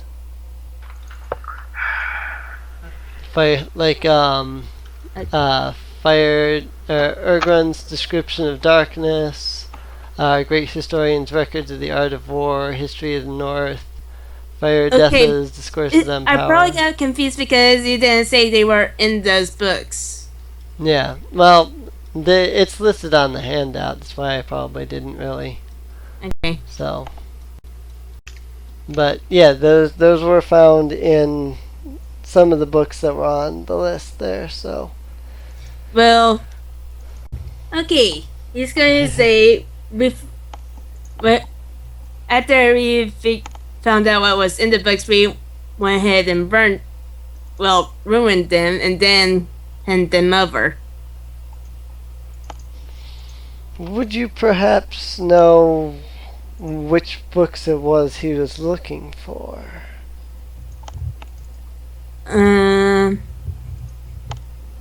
See. You do still have the list. You could Yeah. let him know that you have the list. We do have a list of the books that he wanted still. Would you like to see it? Yes, I'd be quite interested. I guessing Apollo would have it in his In his bag pack. of holding or pocket. Here, Mr. Thief, leader of the Thieves Guild, please go through my bag of holding and find this letter that I don't really need to show you. Right. Well, anyways, Apollo feels for the letters and that he's been carrying, and is like he'll say, "I can't exactly tell which one it is because of this blindfold." unless you want to look through them. We could just say generically that it's info about Tyrant praxis and info about... Well, it's a bag of holding. You tell it what to give you. Oh. You just have to will it. Okay. Then Apollo will do that then. Alrighty. And the correct paper comes out, and Apollo holds it out in his hand, waiting for the thief to take it. Alrighty. Vestal grabs it with his ring and floats it in front of him. Of course, you really can't see any of this. Before I continue further on, oh, okay. Never mind. I was checking the perception check there. No, you're not going to steal it. He looks over the list for a moment, and then he hands the list back to you, and he says, "I hope you ruined those books efficiently, because some of those books have terrible information in them. If Cadorna obtained the information, who knows what could happen." He then claps his hands loudly and says, "Well then, back to the matter at hand. Would you like me to take you into Cadorna's textile house?" He then looks towards the door and says, "By the way, I know you can hear me, Harpy." Yeah, Mia, stop eavesdropping. But I had to eavesdrop.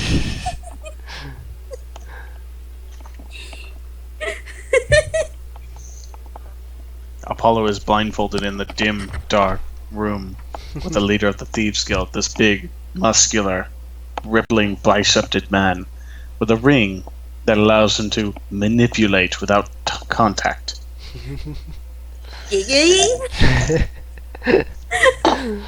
Anyway, is Phoenix going to respond to Restal? No. No? Alright. As long, I mean, you just confirmed that I can hear what's going on, so, you know, Right. it's fine.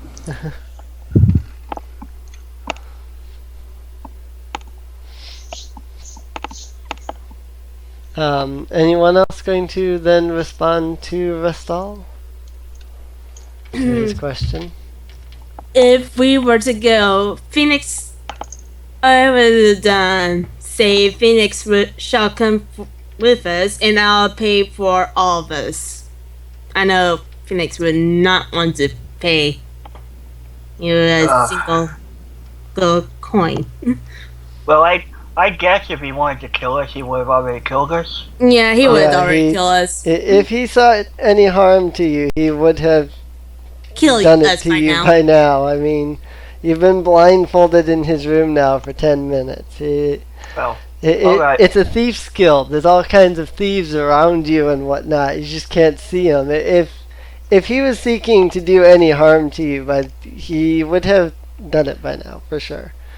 I say we pay him half up front and pay him the other half once we confirm. And as I said, Apollo is going to pay for everyone.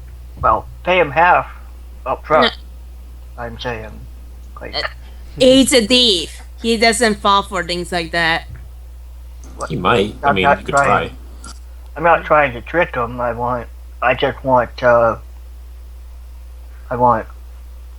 don't know what you call it, but Negotiate?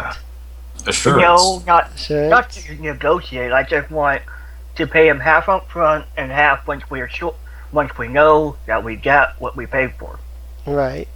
Do you want to say that in character? Because he would react to that. Yes, pretty much just say that like I was saying it like. You say it. Yeah. You okay. see it.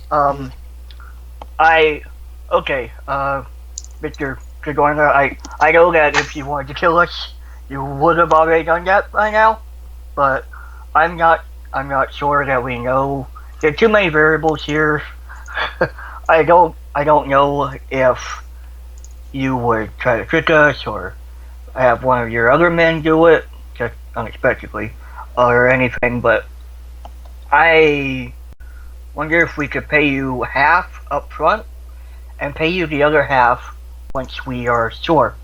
Once we know that we got what we paid for. After this, Apollo's going to say if he was going to take money from us, he was sure done so already. Possibly. Seriously, we can't see in his what it was sleight of hand. Yeah. Yeah. He will get advantage on sleight of hand and easily get all of the money we have. Right.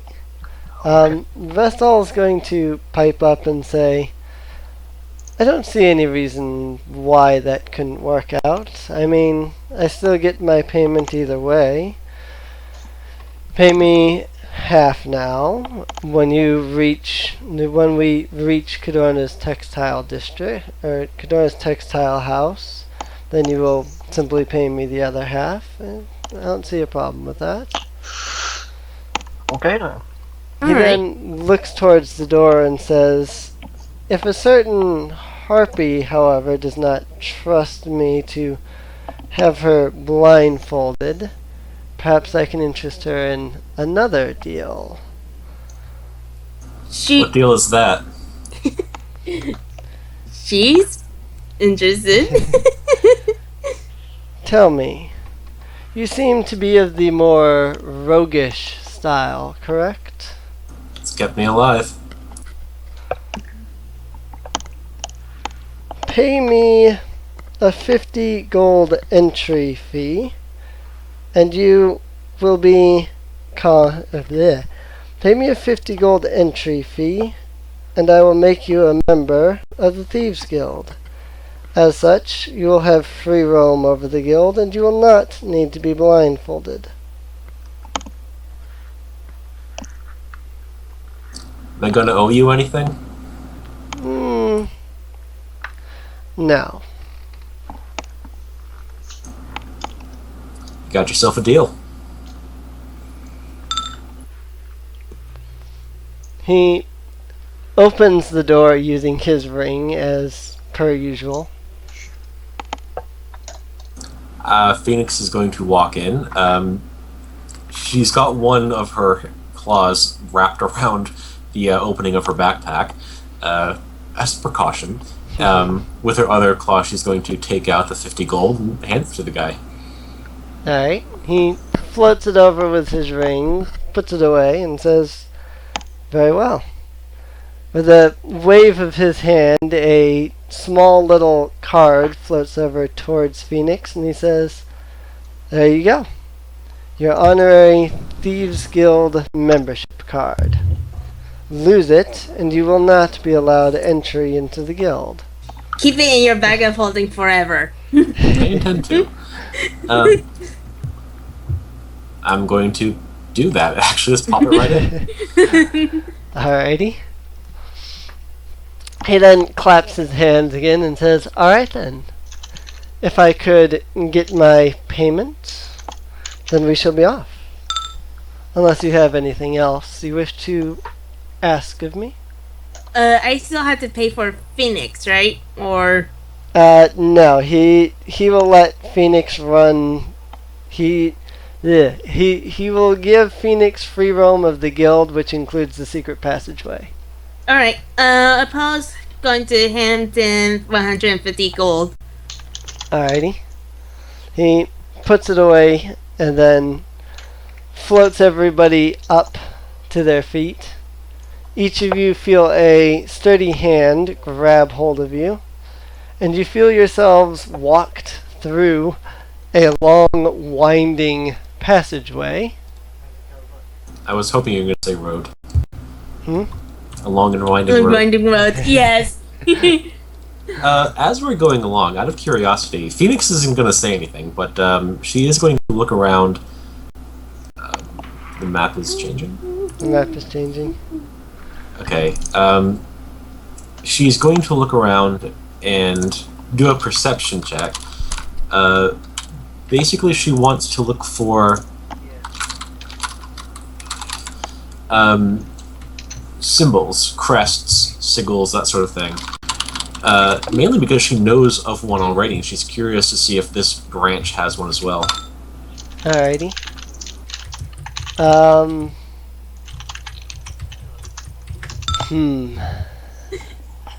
Tis not something I thought of. I would assume that the guild would have, like, its guild symbol.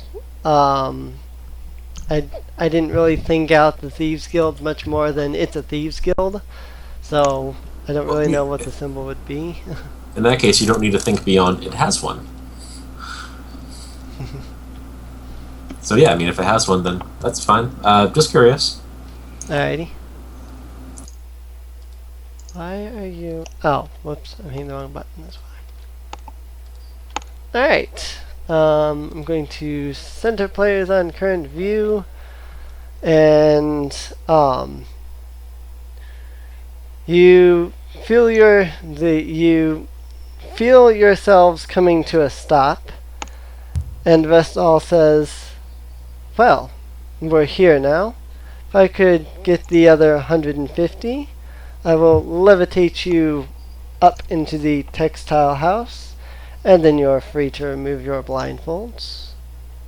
Apollo nods and hands him over the other 150. He gives you a bow, even though only Phoenix can see it, then says, "Pleasure doing business with you." You suddenly feel yourself flung straight up into the air, and find yourself here in this center room. You're free to place your tokens down anywhere here around the fountain. Alright.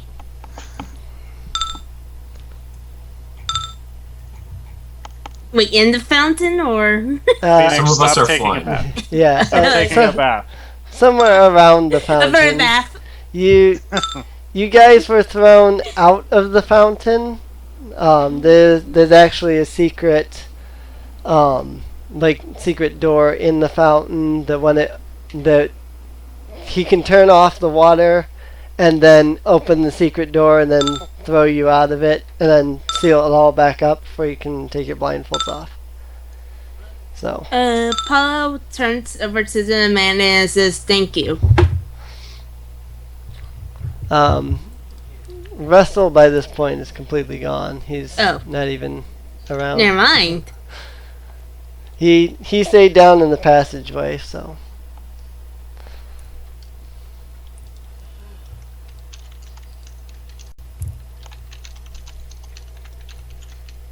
Whoops. And delete those. Alright.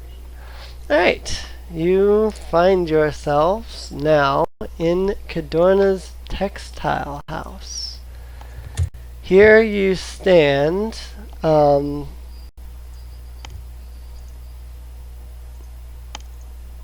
on, I think I have something wrong.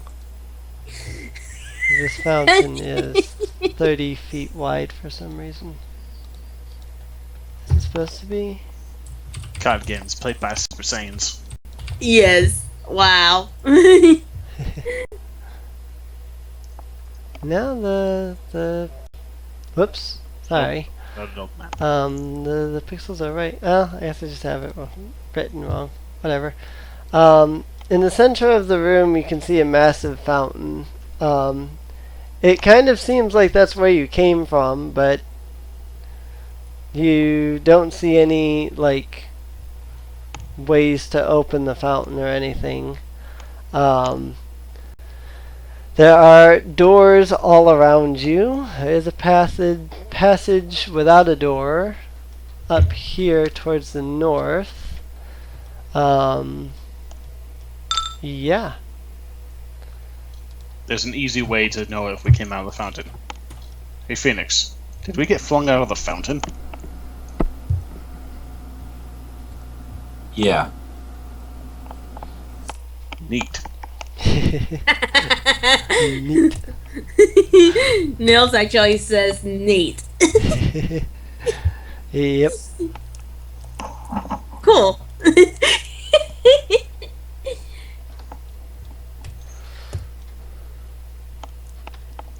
Which way should we go? I would say the one without the doors. Yeah, I'm thinking the same.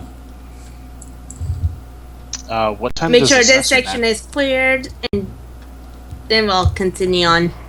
What time? What? What times do the sessions end? Usually sometime around like 10:30. I mean, we're at a good enough spot that if we wanted to stop now, we could. It's up to you guys. Yeah. Yeah, I guess we could stop right now because I'm guessing we're going to do plenty of encounters in here. Oh Probably yeah, like 2 or 3 Yeah. or least. more. or more. Yeah, Or more. I said at least 2 or 3. Yeah. So, I see what you did there. I'm good with stopping. Yeah, I'm good with stopping. And this will give Emily more time to work on the campaign anyway. Yeah. Well, I mean, I've got this section completely done, so. Yeah. But It's you just- can come up with another section because pretty sure we can get this done in at least an hour or 2, maybe, for the next I campaign. have, honestly, I don't think you guys will be getting through this entire thing in just one session. Oh. I mean, It is maybe pretty through big. maybe through the entire house, but you still have to also clear the rest of the district too. So- Right. Well, I'm anticipating knows? at least 2 more sessions in this place. okay. So, Well, I guess we'll stop here for now. alrighty, we will stop here at Cadorna's textile house then. I might as well write down all the items we got from the auction. Right, probably a good idea. Oh, yeah, we should probably sort those out now. So, well, I guess I can have Paulo do it. Let's see, what kind of spell is it again? Identify. It's a spell. Yeah, It's Oh. you can use it as a ritual, but yeah, it is a Oh. spell. I Would don't we have it. Would we have had? Actually, no, it really wouldn't have mattered because to identify all of those items via separate casting. yeah. It Yeah, it also would be we- 1 hour and 10 minutes for every single item. It Yeah, takes an hour to cast identify. So. Where's Carlyn when we need her? Well, I mean, that would cut it in half. That would be about all you get out of that. Well, anyways, I'm going to go ahead and write down all the items we got from the auction so we can remember. Right, definitely. Definitely a good idea. As for the recording and everything, since we're going to stop here for the night, I guess we will say our standard goodbyes. If you have been enjoying, as per usual, feel free to leave a rating, feel free to subscribe, and feel free to comment, of course. If anybody's familiar with Pool of Radiance, definitely feel free to leave a comment about how you think I've done so far in converting from 1st edition to 5th edition. Quick thanks to all the players so far. I'm glad that you guys seem to have been enjoying it so far. So, hopefully we'll keep going much longer. And also, as has been displayed on the video the entire time, you can follow me in all 3 of the locations displayed, my YouTube, Tumblr, and Twitch. Yeah, that's about all I have to say, so unless someone else has anything else to say. Bobbo can learn identify. I could. Yep, it's a level 1 spell. Eh. Nice. Well, anyway, I guess I will end it here. As I always say at the end, keep calm and pony on, my little ponies. Bye-bye. Bye. Goodbye. Okay, is that axe a great